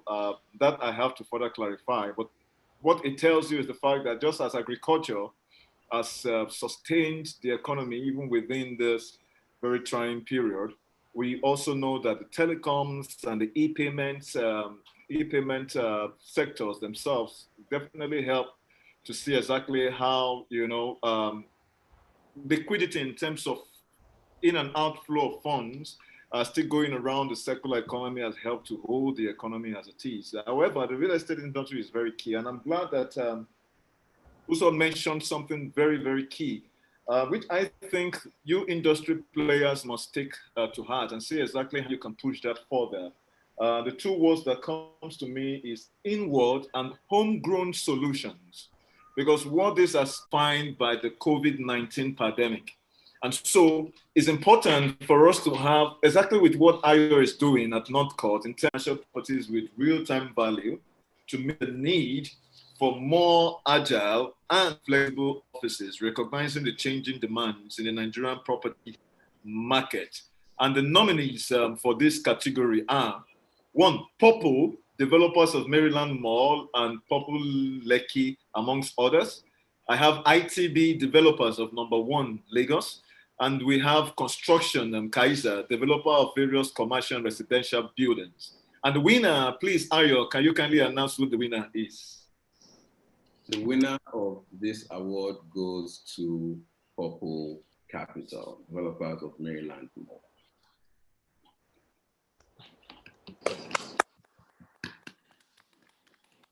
All right, Purple Award is here. I just noticed that it is Purple written here. So please, can the owners of this award please stand up and come and collect the awards? Oh, I forgot, we're doing this virtually. That's the case, might be. Congratulations, Purple. And finally, we have 2 other aspects of the category, which is the standout projects of the year. And this is a special recognition category award for 2018 to 2020 ongoing projects that accommodate both retail, commercial, residential in a mixed-use development structure located in a sleek prime location. And to help me announce these 2 celebrated projects in this category, I would like to call on Mr. Mohammed Azaria. Is Mr. Mohammed still on? Oh, I see. Good day. All the way from Dubai. So please, I would like you to announce the winners of this particular celebration, as the case might be, in terms of some standout projects of the year. Yeah, that's great. So look, delighted to be presenting this award to 2 fantastic developers in Nigeria. The first is to Mr. Ayadinki Adesopi, the CEO and Group Managing Director of Carlton Morgan Holdings, for the Oceania development. And the second recognition and award goes to Mr. Emmanuel Odemayayo, Managing Director and Chief Executive of Deluxe Residences, for their development of the Pacific Lagos. So I think they should both get a very loud round of applause. Oh, thank you very much. That is great. I have that here. That's the two. I have that here. I'm wondering whether ThinkMeet has to do an award for me, because I can't be pushing awards all across like this. At the end of the day, we still have to, because we are doing a lot of mouth building in the real estate industry. It doesn't come as easy as it is. Thank you very much, Mohammed. So that goes to Oceania and the Pacific, all in Lagos. Thank you so very much. But before we wrap up this session, I have one quick question, and I think my technical team should have sent that to Ayo, and for Ayo to please, as a way of still wrapping up today's event, to ask the panelists, and briefly for 30 seconds thereabout, we can use that to close as the case is. So do I have that sent to you? Ayo, please check your chat.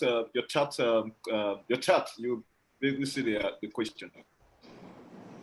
Yes, I do. So the first question talks about, can we say that COVID-19 will affect the time of delivery of real estate projects and possibly impact on the cost of development? I believe that was answered, but does anybody want to pick that up? I think Mr. Shokwe answered that. And I think even Mr. Ali, you answered that. Okay. Okay. So I think there are two questions. Yes. The second one says, how can civil servants maximally take advantage of the National Housing Fund to own their houses in Nigeria? I don't know. That looks like a Mr. Liu question. Do you want to take a stab at that? Okay. The question is, how can civil servants maximize by taking mortgages? Yeah, from National Housing Fund, yes.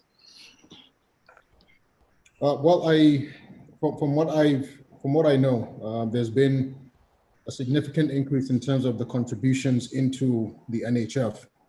And this, of course, also helps in terms of capitalizing the other entities that provide mortgages. So for instance, the FMBN, the mortgage refinance company, etc. I think that the simple answer is the more contributions are made, at least in principle, the more that this money sort of round trips and it comes back to where people can access it. Now, the Federal Mortgage Bank in its current iteration, I think, is doing a very solid job. They've been really putting a lot of policies to make things easier as far as processing mortgages. We're still not there, but it's better than what it was before. Same thing with mortgage, refinance company, and also FHFL. All of these organs are set up in order to be able to collect and so that people can access mortgages.